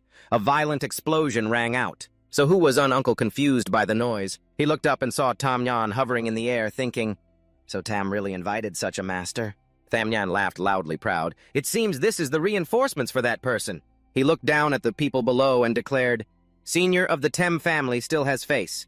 The reinforcements sent by the Vohaling army are indeed formidable." Uncle was speechless, standing stunned without a word. After the explosion, the smoke gradually cleared. Vian looked around, wondering why the aura hadn't disappeared. From the smoke, Bia's face appeared, yelling, "Damn it, that hurt like hell! You damn evil spirits are too despicable, always attacking from behind!" Vian looked down on him, ignoring him. "I thought something serious, but it's just a big cat." Bia roared madly. "Shut up, I am a tiger!" She sneered. "They say cats have 9 lives. I wonder how many you lost just now." Bia refused to back down and provoked, "Then come at me and see." Vian immediately unleashed a terrifying scream. Bia quickly spat out a burst of energy, rushing forward. Their clash caused an earth-shaking explosion. Tam Nhan was amazed. There are still masters here. Could it be the Ling army sent more than one person? Vian and Bia still hadn't stopped continuing their fierce chase and fight without yielding. Tam Nhan urgently shouted, "Stop fighting, both of you, stop!" Bia froze and growled loudly, "What do you want to do?" Tam Nhan said sternly, "Between you two, who is the reinforcer of the Vohaling army, the destruction of the Kung family cannot be delayed. Please follow me and act quickly." Vian and Bia were stunned after hearing this. The Vohaling army is destroying the Kung family. Tam Nhan was stunned and a bit embarrassed. Is something wrong? Immediately both lunged at him in unison. "Then we'll deal with you first and the others later." When I mounted the horse, I spurred it to gallop, asking Fu riding behind me with a slightly annoyed tone, "You know how to fly, so why sit here?" She honestly replied, "Flying uses up energy, and I haven't eaten anything the whole way. I'm about to faint from hunger." I turned my head to change the subject. "Right just now you mentioned something about the queen crying miserably. Who was that?" Fu blushed and turned away, mumbling vaguely, "I didn't say anything." She clung tightly to my shoulder, a familiar feeling, but I couldn't remember why. Suddenly, another horse charged and crashed into ours. A white horse galloped from afar, causing both Fu and me to lose balance and fall hard. Fu was fine, but I fell flat on the ground, cursing silently. What did I forget? The pure white horse glanced at the black horse and sneered terribly, ruining my chances of eating the spirit snail later. Fu pointed at it and shouted, "What are you doing? Too fast, you know that it refuses to lose only because you all run as slow as snails and goats." The Keelan bragged like this rich guy just ran a little faster. Isn't it already settled? I turned cold-faced. "My horse is dead. I'm in a hurry to go home. You have to compensate me with another horse." It nodded comfortably. Okay, got it. The white horse turned to me and Fu and said, "I'm not free right now. After I pick the spirit snail, I'll arrange for the fastest horse even faster than this one." Suddenly, a burst of power shot straight toward a distant creature. I was amazed at the white horse's speed as it ran and explained that the spirit snail ripens once every 15 years. Today is a good day and everything else must wait. The white horse suddenly hesitated suspiciously, asking, "What is that?" I chased after, took a run up and shouted, causing trouble and then daring to run away. In the blink of an eye, I was riding the Keelan's back. It panicked and said, "Hey, you need to relearn traffic rules." Its face fell as if someone owed it money and didn't pay, secretly cursing this nonsense. I grabbed its white mane, tightly startling it. "Did you think he was an ordinary person? How did he catch up with me?" I spoke calmly but threateningly. "You already know how fast you run. So today, be my horse and take me home and I'll let this go." The Keelan was confused, but agreed to be a horse. It gaped and shouted, "I, the noble divine beast, Keelan, protector of the country for many kings and emperors, am being made a horse." I glared at it with a flashing red gaze and cold voice. "You're out of line." The Keelun immediately changed its attitude and muttered agreement. I agree. I smiled, then let's go. The whole group dashed like flying toward the small northern town where the Kung family is. In the middle of the forest, a large pit appeared. Bia, in the form of the Bee King, grabbed the terrified Tamnyan, who stammered, "Which part of you two have we offended?" He turned his head and begged for forgiveness, hoping you two wouldn't take revenge. Bia sneered contemptuously. Forgiveness. Seconds later, it used force to throw Tamnyan flying out of the forest, crashing loudly into the castle. During the chaos, someone shouted loudly, "Elder Tam is in trouble, quickly save him!" Outside the castle courtyard, Vian Vien stood high, watching the fierce fight below. She suddenly unleashed a terrifying shout, making the situation even more out of control. Anthuk worriedly said with such a big commotion. Could it be that the Tem family can't withstand a strong attack? He decisively ordered, "Follow me to meet the fight." At the pit where Tamnan fell, he lay there in pain, blood dripping from his mouth. Looking at Bia approaching, he weakly said, "We have no grudge or enmity. Why do you act without mercy?" He pleaded our Tem family and the Voha spirit army only have a slight connection. But Anthuk looked stunned and said, "Isn't that the old rogue Tamnyan? Serves him right." Bia lunged close to Tamnyan's face, but Anthuk calmly said, "You came to cause trouble too. Let me tell you, Kung Trun and the others won't be handed over. If you want to kill or cut, go ahead." Bia was stunned and asked Anthuk, "What the heck is an Anthuk tu?" Anthuk confusedly repeated, "What the heck is Anthuk tu?" Bia explained proudly, "Kung Trun is my mother's benefactor, so he's my elder." It looked at Anthuk. "Your lordship is Kung Trun's uncle, so calling you uncle grandfather isn't wrong, right?" Everything became clearer. Anthuk nodded and smiled, praising. "So that's it, I understand now. I didn't expect you, a rare beast, to be so well versed in human relations." Bia wasn't modest, puffing out his chest. "It's all thanks to my mother who taught me well. If I have nothing to do, I listen around, so I've been hanging around here these days." Suddenly, a short-haired boy stepped forward, surprised. Oh my, I really wasn't mistaken that day. It turned out that day he was fishing with his senior brother by the lakeshore and saw Bia, then said, "Senior brother, I saw a tiger behind the tree, didn't I?" The senior brother disbelieved with a disappointed tone. "What tiger?" My mind wasn't calm, so I couldn't catch anything. At that time, Bia was hiding behind the tree, secretly observing. Vian Vian gently introduced herself. "My name is Vian Vian Kung Trun's servant, sent to protect the Kung family." "Got it." Bia reproached. "So you're one of us. Why didn't you say so earlier?" She glared coldly. "Who told you to sneak around? How would you know, friend or foe, afterward?" But Uncle Un still didn't understand the situation and turned to ask Vian Vian what the master was like. She hesitated, then dropped a bombshell. "Actually, the master and I have signed an intimate agreement. He likes me to call him that." Uncle Un was stunned and exclaimed, "Could that be true?" He continued, "Kung Trun is still young. I don't interfere with his private preferences, but marriage is a serious matter. It can't be taken lightly." He reassured Miss Vian Vian, "Don't worry, I will talk to that boy and tell him to marry you properly and bring you into the Kung family." Vian Vian smiled brightly. "Your uncle is really kind." Vian Vian, suddenly startled, arched her body and shyly called out to me. Bia glanced upward as a figure appeared and coldly asked who it was. I rode proudly atop the Keelan and replied, "Punishing you for talking nonsense, not satisfied." Vian Vian immediately responded in a coquettish, excited tone, "More than satisfied, after all, the intimate contract is no nonsense." A loud call rang out, "Anthuk." I glanced and reminded Lolo, "What are you up to?" I dismounted the Keelan and approached Anthuk, asking, "Uncle, is everyone still okay at home?" He nodded and replied that old bandit Tamnan led an attack. Luckily, these two stepped in, so nothing serious happened. I stepped up to where Tamnan was lying flat, scratched my face, and challenged ambushing the Kung family. "Have you thought about the consequences?" Though pitiful, Tamnan refused to submit and said, "Obviously, big fish eat little fish. Winners become kings, losers become bandits. I lost to you here, but didn't your sister's side hear about family?" I was stunned and exclaimed, "Lolo," and I rode Bia and left. Tamnan was dangling under Bia's claws. I coldly warned, "If anything happens to Lolo or Mong Di, I will make you pay 100 times over." But Tamyan wasn't afraid and was confident. "I've stationed triple the elite Tem troops on half the mountain. No matter how skilled you are, how can those two women resist him?" He sneered at me. "Hurry over there, maybe you'll see them begging to live but failing, begging to die but can't." Vian Vian shouted loudly, "Old King Bat, my master can use forbidden magic to torture the soul of this miserable old man. Even after death, he will suffer punishment." I pondered and said, "Let's assess the situation first." Suddenly, as we reached a clearing in the forest, we heard a frightened voice. "I don't want this humiliation anymore, you do it." I suddenly called out loudly to Lolo, Below, a man in white was crying on his knees, begging Kung Lo to hurry up and act. Aunt Mon stepped forward and unleashed a mesmerizing aura. Another man hit was struck in the heart as if by love's lightning and cried out in shock.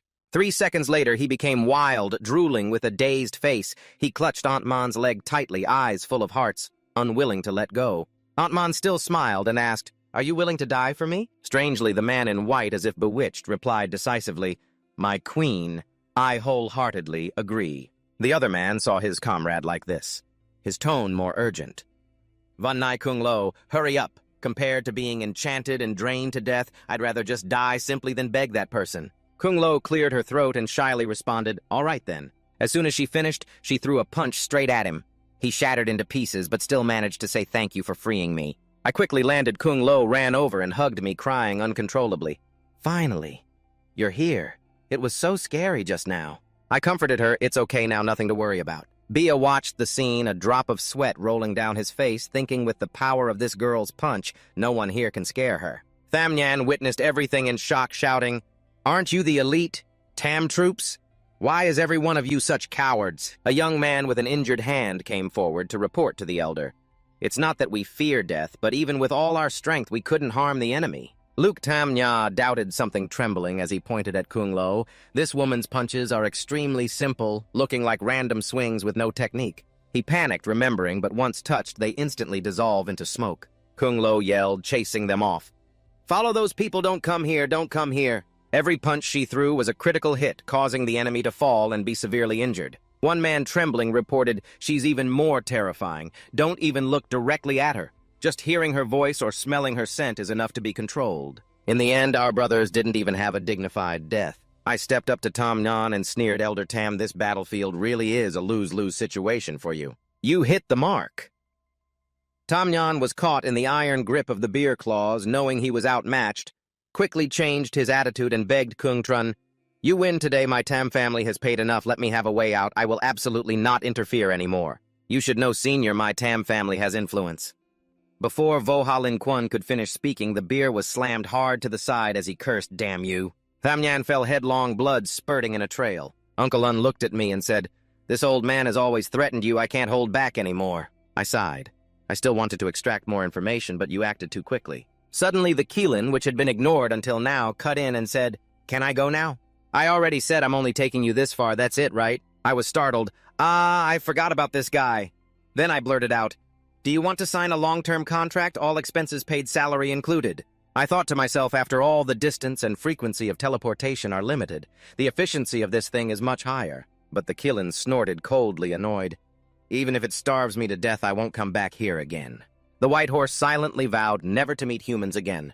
They had humiliated him enough. It soared up and disappeared. I muttered regretfully, "You have to reach the 4th level to unlock flight anyway. At this rate, I don't know how long it will take." Suddenly, I remembered something and thought to myself, Vo Ha Lin Kwun sounds familiar.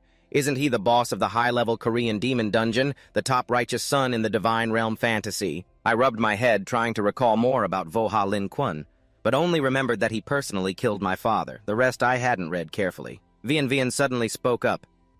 "Master, your meaning is that Vo Ha Lin Kwun will rebel and attack King Lak Don." I was stunned and a bit confused. Didn't he admit it himself? Is there no news here? Aunt Mon added, "But the young Master King Lak Don is still healthy." I was startled. "What?" I turned to Fu Fu and asked, "What's going on now?" She only answered absent-mindedly, "I don't know." Suddenly, she jumped up and sat on my head with a sweet tone. "Or maybe Brother Tapangu should use his wooden head to think." I pondered and said, "There are 2 possibilities. One is that the game background has changed. The second is the scene where the Keelan lands and returns to the small northern town. Its eyes sparkled brightly, flickering with pink heart shapes. The fatigue of this boss can only be relieved with 1 No-10 fresh, plump spiritual snail fruits." It strolled between 2 rows of forest trees, but suddenly froze as it saw a bunch of animals lying scattered on the ground beside ripe red spiritual snail fruits. The Keelan was confused. They must be poisoned, yet I gave each one a fruit, thinking to itself, spiritual snail fruits can't be poisonous. Why does it seem like someone tampered with them, but why poison a fruit tree? It muttered, "Spiritual snail fruits are what the Keelan loves most. Usually other animals wouldn't dare come near. If I'm not here today..." It was startled. "If I hadn't met that guy, I'd be the one knocked down here." Immediately, the Keelan dashed off with a serious expression. The white horse gritted his teeth and ran hard in the opposite direction. The opponent is definitely targeting the Killen clan. We must run immediately. The scene shifted to a magnificent palace. Vo Halinquan sat on the throne. Below, several people knelt. A long-haired man shouted, "Vo Halinquan, why didn't you send reinforcements? Didn't you promise me?" He was frustrated. Just now I received a telepathic message that the last of the Chu family fought to the death. Lin Quan, at first, we owed you. You said you'd help me deal with Kung Trun. Vo Halinquan yawned and cut off the old man. You're mistaken. I said I know, but have no intention to help. Don't bother me with these petty matters anymore. You don't understand. Sweat poured down the subordinate's face, even though it wasn't hot. He knelt, bowed his head, and begged, "Sorry, Lin Quan. The Chu family's entire army was wiped out. I was just momentarily agitated. Please, Lin Quan, remember old times and don't blame me." Bowing repeatedly, "I was too agitated. Please don't hold it against me." Vo Halinquan raised his hand to cast a spell in a conciliatory tone. Back then, I led my troops through a small northern town where the soldiers were starving. You gave them a meal that day. I still remember it. He continued, "So now I will help you." The subordinate placed his hand on his chest respectfully. "Lin Quan is benevolent. Lin Quan is benevolent." But Vo Halinquan smiled suspiciously and created an energy sphere. The subordinate was dumbfounded as his body was lifted by a force and trapped inside the golden sphere floating suspended in midair. He panicked. "Lin Quan, what are you planning to do?" Vo Halinquan tightened his cold fist, saying, "Chu, only you remain alive. It no longer has any meaning. I will help you go down and reunite with them." The subordinate's eyes rolled back as he screamed, "No, please, Lin Quan, spare me!" Before he finished, the orb imprisoning him exploded. Following orders after finishing, Vo Halinquan commanded to clean up the scene. "Drag them down. If we let these kinds of people loose, their fate will be the same as his." The subordinates responded in unison, "Understood, Lin Quan." Voha tilted his head, reminding Huak Kak, "Don't think this doesn't concern you. Your recent failure to complete tasks has made me angry." He glared and growled, "Is it really that hard to catch a mermaid and a Killen?" Old Huak Kak wiped sweat, anxiously apologizing to Lin Quan. "Though the plan had flaws, I discovered an important clue." He raised a shining orb, saying, "That day, this person caused trouble at Shuat Van Ho. Perhaps he helped Senna escape." He approached Voha Lin Quan and used a technique to project images of me and Senna happily talking together. Huak Kak affirmed. Not only that, at the scene, my 8 Killins sensed a similar spiritual energy wave probably caused by him. He bowed his head and asked Lin Quan, "Could it be that this person was sent by someone to cause chaos?"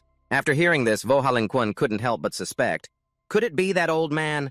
He thought silently, "There's no point overthinking it. The remnant army is about to devastate the continent. We must obtain the key prototype." He turned to Huak Kak and instructed him to arrange that matter quickly. Huak Kak bowed respectfully. "Rest assured, Lin Quan, it is already in progress." Voha Lin Quan's cold gaze signaled, "As for this ant, kill him. If his eyes blaze with demonic energy, that's only natural. Not only Kung Trun, but everything related to him must pay the price." Meanwhile, at the magnificent palace, the weather was cool and comfortable. I held a map scroll engrossed, scratching my head. Indeed, the map here was very different from the game. Murmuring and calculating. If I'm not mistaken, this time is before the player encounters the Divine Realm illusion, right? Fufu suddenly appeared. Binbo Tap new big brother is occasionally quite impressive. She lifted her leg, revealing a seductive thigh. "If that's the case, Fufu add a little more reward?" Bia spoke in a coaxing tone. "If there's nothing else, I'll take my leave." He bared sharp teeth and laughed. "I still have a bit of business waiting by my mother's place." I held the reward, a piece of wood shimmering with light, helplessly raised it. "What kind of reward is this?" Then I tossed it away mercilessly. It looked like a chewing stick for people pretending to eat. Baya, with his beastly nature, jumped up and happily gnawed on the wood. Suddenly, sensing something strange, he murmured, "Body aura level 6, practicing the cracking technique on the bite area." He hesitated and asked, "Uncle, did you really give this to me?" I replied coldly, "If not, then why do you think there's anyone more suitable here?" Silently thinking, I decided to leave the latter parts of the 2 manuals to Lolo and Mongdi. I turned to Vian Vian. "I'm looking forward to it." Tu Vi leaned in close. She misunderstood, knelt, and looked down at my lower half, stammering, "Master, would it be too embarrassing here?" I was startled, dazed, then regained composure and pushed her away coldly. "What are you doing? I told you to stand opposite me." Vian Vian was pushed back and yelled loudly, "That hurts!" I didn't bother and coldly summoned a magical weapon. "The skill of the Ta Lin clan was probably made just for you." Immediately, Vian Vian duplicated herself. Seeing herself, she excitedly shouted, "Great, yes!" The duplicate also spoke, "Later I can serve the master twice as well." Hearing that, I remained calm and unmoved. Finish handling this, then go get the qualification to advance in rank. After deciding, I looked at Vian and asked bluntly, "Are you targeting me? Why would you need a qualification to advance in rank?" Fufu cut in teasingly, "The higher the ability, the greater the responsibility." Big brother Tapangu. Haven't you heard? Scene change. I walked through the bustling streets of Lum Quang City, murmuring, "The qualification to advance in rank is a trial through the Nuiet Luan Chi Garden Dungeon. You need a permit to enter." Suddenly, I was startled. Wait, Lum Quang City, I remember now. At the same time, Huai Un stood nearby, laughing and telling someone beside him, "It's because Lin Quan took attendance." Having me do it makes her shy and sweaty all over. Thinking to myself, Lin Quan has acknowledged me, so I have to try harder. Fufu tugged my sleeve and pointed at the stall, saying, "This is really delicious." Huai Un saw from afar and muttered, "Why is that guy also here?" I rubbed my head in confusion. Wasn't Lum Quang Thun the one who massacred the Voha Lin Quan city before dealing with his old man? Amidst the bustling crowd, I pondered that although the timing of the city's destruction wasn't exact, I had to find a way to warn everyone later. I spoke up asking what would happen if I changed events in the game. Fufu answered absent-mindedly, "I don't know either." In short, Tapangu Kaka, you bear the consequences yourself. I was annoyed and clicked my tongue, unable to find any useful information, then turned to go meet Duke Lair first. From afar, Huai Un secretly followed. Nearby, 2 soldiers blocked the path for me and Fufu. The man stopped and said, "No special invitations these days. The Duke is not seeing guests." I glanced down coldly. "I'm not a guest. I'm here to get a permit for the Moonwheel trial." The soldier looked suspicious at the permit and hesitated. That is the trial permit. You two go get it for me." The 2 soldiers immediately raised their spears and sternly ordered, "Don't take another step, don't blame us for being rude." But somehow I calmly slipped past them. "All right, you're just working for your living. I won't make things difficult for you." I stepped inside and added, "I can go by myself." The soldier angrily summoned a magic beast and shouted, "How dare you!" He swung at me and a golden dragon flew over. This spear was enchanted with dragon's breath. Get out of the way or lose your life. But before the sacred dragon's power, I stayed calm and slowly turned around, gently raising my hand. The dragon immediately turned and bit its master. The soldier was thrown far and fell hard. At that moment, a man descended the stairs, respectfully bowing. "I am the chief steward of the Duke's mansion. Sir, please state your name and title." In his heart, he worried that the strike that knocked down the guard used dragon breath magic with power at least at the 4th or even 5th rank. I coldly introduced myself. "My name is Kung Trun No Title. I'm here only to get the trial permit from the Duke." The steward replied, "Sir, I'm afraid you've come at the wrong time. Today the mansion is troubled with some issues. The Duke is too busy to deal with anything else. Please come back next time." I frowned irritably, troubled to what extent. "Take me to see." The steward was flustered but nodded. "All right then." Scene shifted inside the mansion where many people gathered. I looked up at the man on the high steps, Duke Lair. He said, "Today you have come because of me. Whether or not you cure my daughter, everyone will receive a generous gift. If anyone cures her, you may make any request." He looked down gravely and proposed this. "I, Lair, am willing to give everything, even my life." After a while, LR led everyone inside. My daughter was in a room, the crowd behind whispering and buzzing. A sorceress whispered, "If cured, wouldn't I get both the Duke's fortune and his daughter?" When I stepped inside, I saw a girl chained tightly. Her eyes blazing red, corners of her mouth, seemingly cut and stitched, surrounded by a dark, sinister aura. The crowd witnessing this scene shouted in horror. "Duke, are you serious?" "Miss Sheet is like this," someone spoke shakily. "I know it's the plague of the undead, but I've run out of options." Duke LR helplessly begged, "Please, everyone, do your best to help my daughter." But seeing the horrifying scene, everyone panicked and fled, shouting, "Are you kidding? It'll infect us. Don't. I don't want to become a demon like that." Sonia confidently stepped forward. I, Duke Lair, volunteered to try once. She approached and raised her hand to cast a spell. "I will use the holy light purification to relieve Miss Jeet's suffering." The Duke's eyes lit with hope and gratitude. "If a nun volunteers to help, that's wonderful." Sonia tried her best, but the holy light did not respond. She gritted her teeth and tried again while Miss Jeet screamed in pain. After a while, Sonia gasped in despair. "The holy light won't respond no matter what." Just then I stepped in, seeing the scene before me, and muttered, "I remember now." Voha destroyed the city because someone inside was infected with the plague of the undead, which couldn't be cured back then. I silently recalled a rumor 10 out of 10, 100 out of 100, the whole city turned into zombies. Voha wanted to save them, but no matter what he tried, it was useless. His spirit shattered, leading to the city's destruction and even killing his own father. I muttered that it sounded pitiful, but he was really just a madman under too much pressure. Sonia helplessly turned to the Duke, apologizing. "Your Grace, the only thing I can do is let your daughter fall into a sleep far from suffering." Elaire angrily growled. "You want to end her, I won't allow it. She's still human, still my daughter," Sonia replied sorrowfully. "But if we don't deal with it, the Duke's entire family and even this city will be in great danger." In that life-or-death moment, I spoke up. "So much effort wasted, just use the haunting technique, that's enough." Duke Elaire was startled and shouted, "Who are you?" Sonia looked puzzled at my words and muttered, "Haunting what?" I stepped closer, nearly like a lady observing her condition, not blaming them. Players entering the illusion realm happened after the Dark Legion invasion, facing 15 magics. By then it had advanced greatly. I silently analyzed using Fire Shadow as an example. Players had learned immortal techniques while the locals were still biting each other, researching fusion with dogs. How could they compare? I raised my hand, a cold, black aura spreading out, so just watching is enough. I punched hard, breaking the chains. The young lady was thrown high. Her face pale mouth, spewing poisonous blood. Then she slowly woke up, opening her eyes and wondering what had happened to father and son. Elaire was astonished to see his daughter awake, shouting, my daughter, you finally came back." After the punch, I calmly thought to myself, in this era there are indeed some great magicians. Sonia of the Holy Light seems to be the creator of many spells against the Dark Legion. Sonia timidly stepped forward, calling Sir, hesitating. "May I ask what skill you used? I want to learn. Can you teach me?" I coldly replied, "You no chance. This is haunting technique. To learn it, you must abandon the Holy Light." "You've trained since childhood," Sonia thought, then firmly said, "If it's to save people, I volunteer." I turned and gave a slight smile. "Right. But you probably don't want to." Then I made a displeased face. "Wait, what did you say?"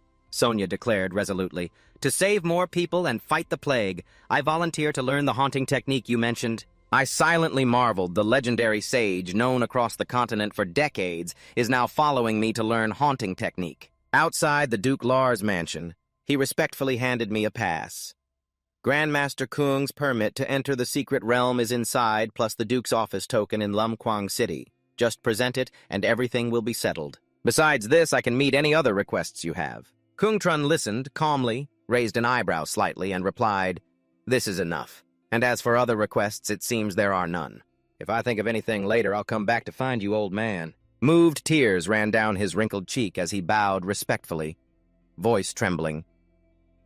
"Grandmaster Kung, the Duke's office will forever owe you a debt of gratitude." On the way back, Kung Trun and Fu Fu unexpectedly met Sonia, the young woman's eyes sparkling with determination as she hurried forward, voice full of longing. "Grandmaster Kung, why did you agree to teach me haunting technique?" "Could it be because I lack talent? I vow to put in all my sweat and effort to learn it." Kung Trun quietly observed her eyes, briefly thoughtful. A thought flashing through his mind. This sweat is quite a lot. He cleared his throat, covered his mouth with his hand. Voice calm. "I just think you don't need to follow the haunting path. You should study the light. Maybe you can find a way to eliminate that disease." Sonia looked a bit doubtful and softly replied, "But the Holy Light doesn't respond to me. If I meet someone sick, won't I be helpless?" Kung Trun turned back, voice lowered as if pondering. "Could it be because your faith isn't strong enough?" Sonia repeated, "Faith." Then, as if awakened by a beam of light, she grasped Kung Trun's hand tightly, voice full of emotion. "Thank you, Grandmaster Kung. Although you are not of the light, you understand me better." "I am guilty. Please accept my repentance." She knelt, clasping her hands, her voice gentle but firm. "Maybe the Holy Light will have a way to cure the plague." But I wavered because of my own incompetence. Kwang Trun scratched his head, looking tired and a bit frustrated, sighed, and said, "Good that you know, so please head back quickly." Sonia smiled brightly, her eyes full of hope. "Master Kuong, I will do my best, and I hope next time you can guide me again." Watching Sonia's figure slowly disappear, Kwang Tran sighed softly and murmured, "It's not that I don't want to, but turning the Holy Light Maiden into a dark shinobi like this seems too cruel. Is this really okay?" He turned to Fu Fu, who had just appeared, and asked, with such a big bug appearing, who knows how this damn system will mess with us next? Fu Fu shrugged, whining, as he ate a skewer of glutinous rice balls. Hearing that, Kwang Trun felt unsettled, glanced toward a nearby stall, and suddenly remembered they had already paid last month. Suddenly, a man at the stall holding a skewer of rice balls growled, threatening the old lady. You paid last month for these 3 months, now you pay for next year, got a problem. If you don't pay, then scram. The old lady trembled, stammering, We only run a small business, where would we get so much money? Kwang Trun couldn't stand the injustice, stepped forward with a cold glare and said, You rotten uncle, you're being unreasonable. The man glared back at him with contempt, little demon. Where did you crawl out from? He shouted, Move aside from me. The old man aggressively swung his arm to attack, but before he could strike, Kwang Tron was fast as lightning, grabbing his arm tightly. The old man yelled in pain, It hurts, it hurts. With a scowl, he growled threateningly. Your mother dares to lay a hand on me inside the city. Do you know who your father is? Kwang Tron frowned without hesitation, raised his permit in front of the old man, who immediately changed expression, his eyes showing clear fear. He gasped, stammering, You're from the Duke's mansion. Not daring to linger, he hurriedly turned his back and ran off, muttering sorry for the trouble. Fu stood beside, angrily watching the man's retreating figure, grumbling what a villain. Kwang Trun stepped up to the stall, smiling gently at the old lady. Ma'am, may I have a skewer of rice balls? The old lady's face lit up with joy as she replied, Sure, sure. Do you want soy sauce, fisheye sauce, or grilled style? Fu's eyes sparkled with excitement as he interrupted, I want them all. Suddenly, Kwang Trun sensed a mysterious gaze watching him. He glanced sideways, thinking that follower isn't showing himself. At the same time, Huai An, hidden in the shadows, realized Kwang Tron had discovered her. She furrowed her brow, wondering how did he find out I was perfectly disguised. Just then a kid suddenly ran up, pointing at Huai An, shouting to his mother. Mom, there's a monster. Hearing this, Huai An got annoyed and couldn't help but throw her mask to the ground, muttering in an irritated tone. Lin Quan's orders were indeed accurate. Lam Quang City has a plague outbreak. If not controlled, it will cause disaster. She stepped straight in front of Kwang Tron, her sharp gaze going straight to the point, apart from the Duke's daughter. The more important issue is the water source in the suburbs. If you can handle it, then come with me to check it out. Kwang Tron replied coldly without hesitation, No thanks. Huai An's father pondered, his voice rising slightly. What? He shrugged with a casual tone. I don't care about the Empire's politics, you girls, and that so-called allied forces have nothing to do with me. Nearby, Fu was angrily holding his head, his eyes shining with fury, shouting with displeasure, Those rice balls were mine. Kwang Tron, with a bored yet teasing expression, raised the skewer and bit into a rice ball. While chewing, he thought just thinking about dealing with those high school syndrome people is exhausting enough. Whoever wants to do it can go ahead. Suddenly, a child ran up to him, smiling innocently, then spoke clearly. Thanks earlier, sir. Come here, little enemy. After saying that, the child ran toward another stall where a woman stood, repeating the child's words gently. Thanks earlier, sir. Come here, little enemy. Come here, little.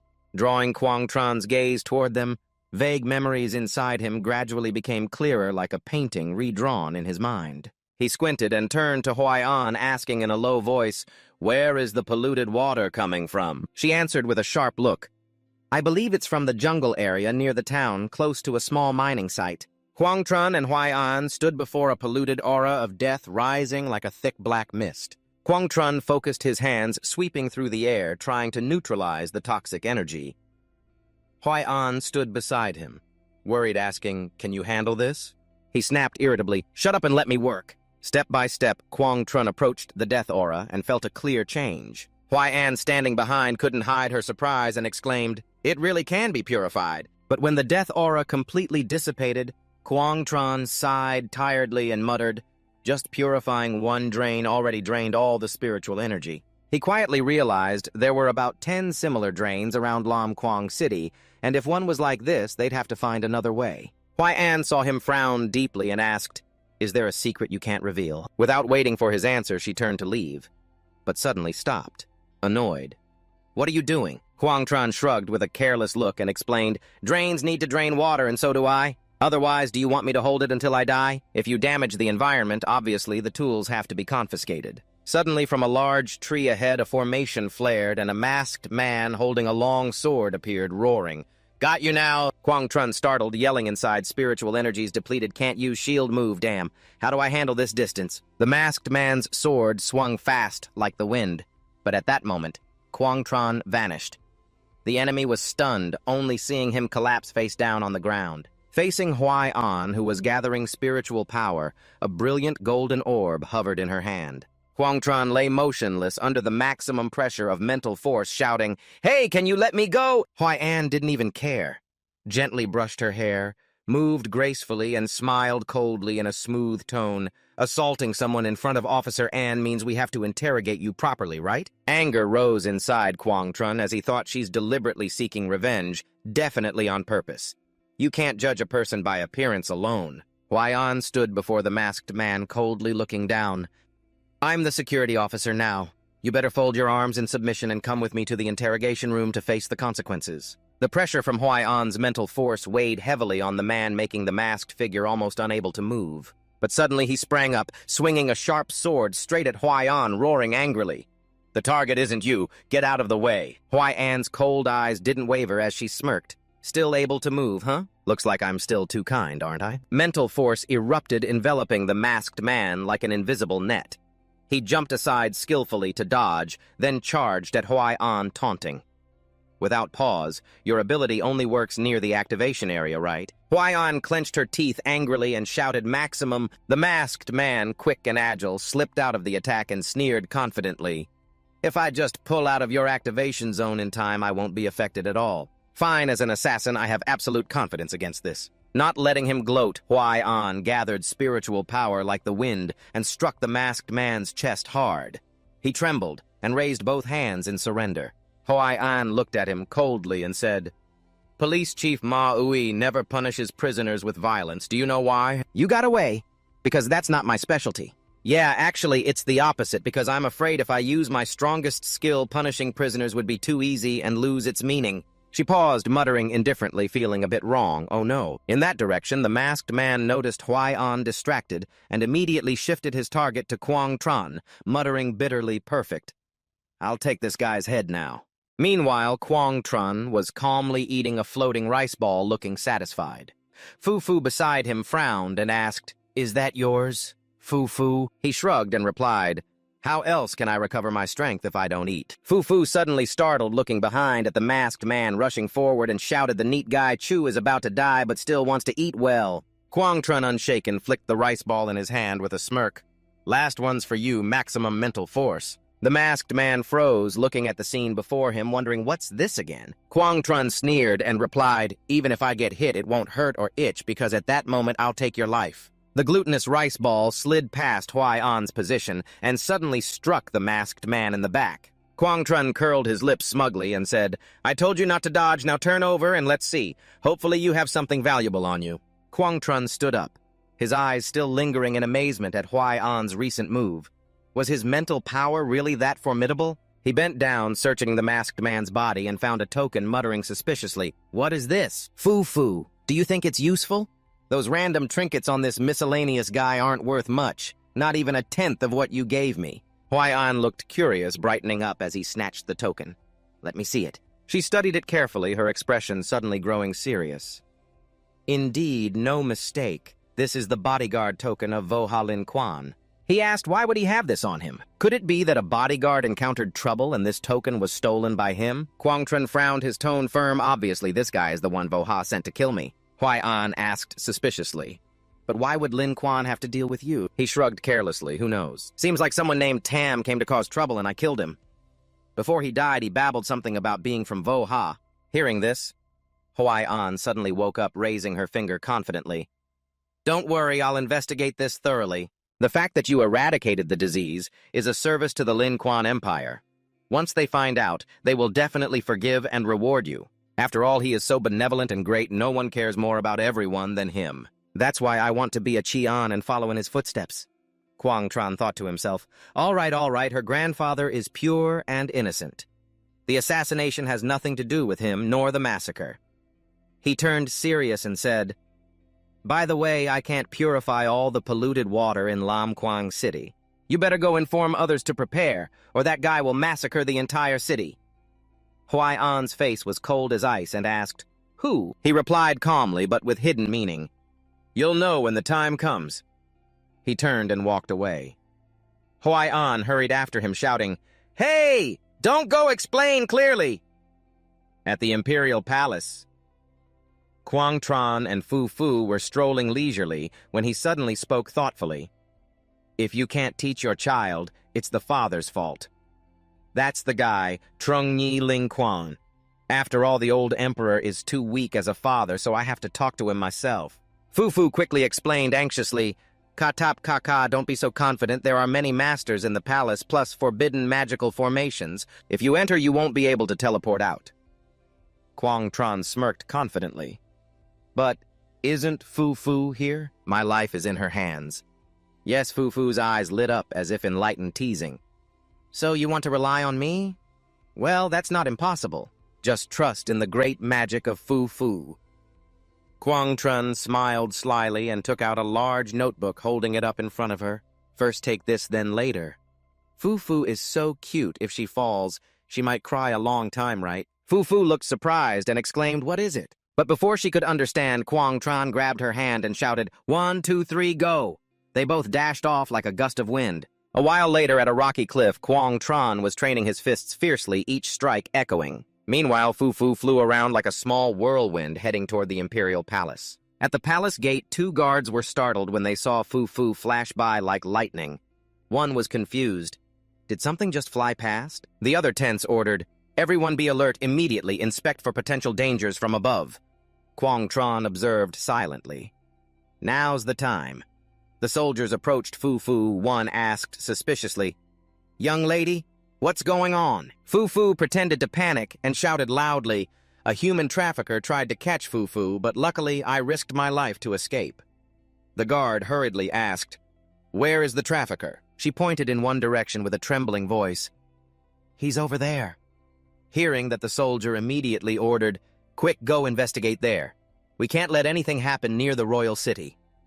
The other soldier replied clearly, Yes, Captain. Fu Fu pretended to be innocent, bowed her head, and whispered, Thank you, Uncle. Then Fu Fu will go home now. But the soldier seemed to notice something unusual and shouted, Wait, if there are human traffickers, let me take you home. Where do you live? Fu Fu lowered her face silently without replying. Meanwhile, at a corner of the royal palace, Quang Tran casually ate chicken with King Gum in front of him. He muttered with delight, The chicken thigh is delicious, crispy outside and tender inside with just the right amount of salt. The royal chef's skills are quite impressive, he said, looking at old King Gum. King Gum angrily clenched his teeth, thinking silently, How dare he say I can't speak? Quang Tran seemed to guess his thoughts and struck first, Don't worry, I mean no harm. Then he silently sent a thought, Now you can use telepathy to talk to me. King Gum narrowed his eyes and sent a mental voice, Who are you? Quang Tran took a bite of chicken, chewed fiercely, and replied telepathically, Who I am isn't important. What matters is that the city of Lum Quang has broken out with a plague.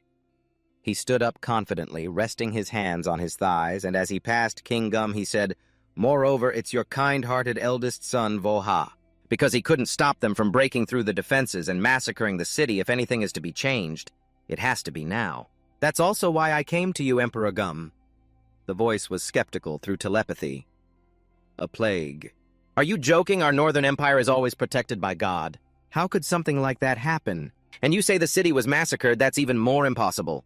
Although my son might act a bit recklessly, no one loves the people of this land more than him.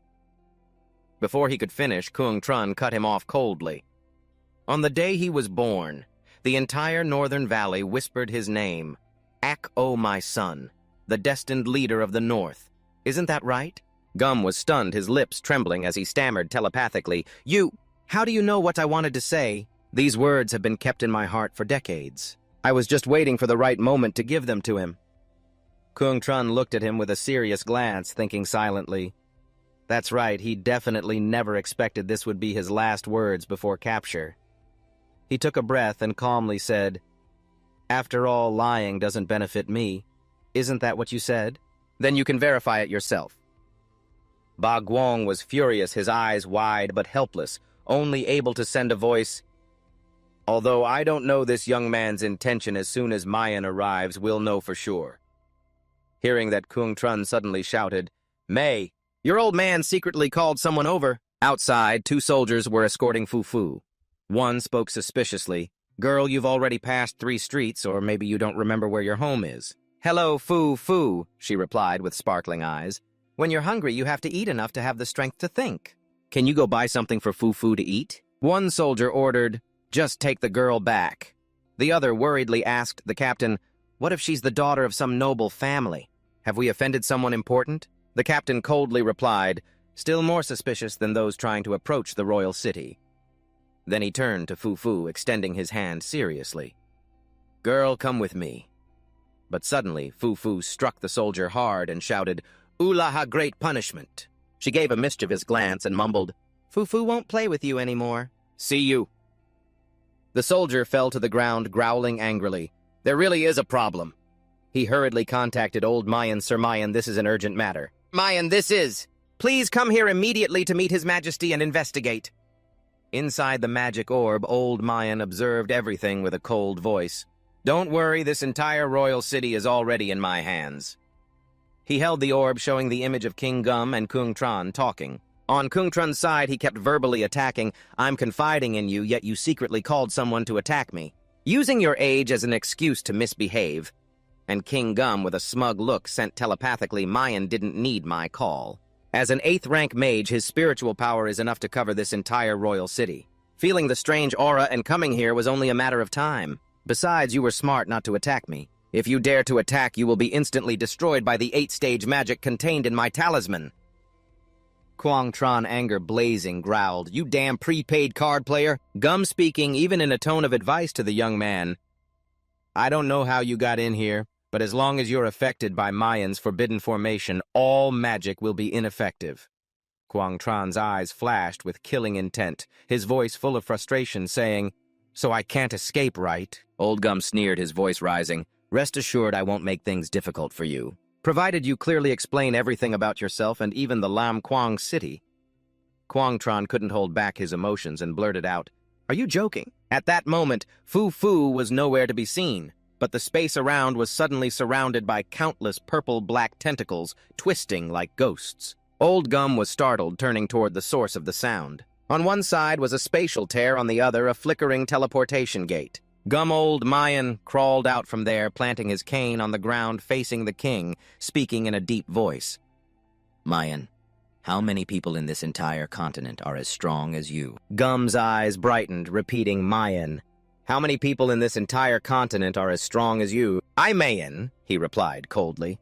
"There might be about a dozen who could rival me, but even if they are stronger than me, the forbidden formation I set up in the royal city can stop that person for some time. At least they won't be able to leave comfortably."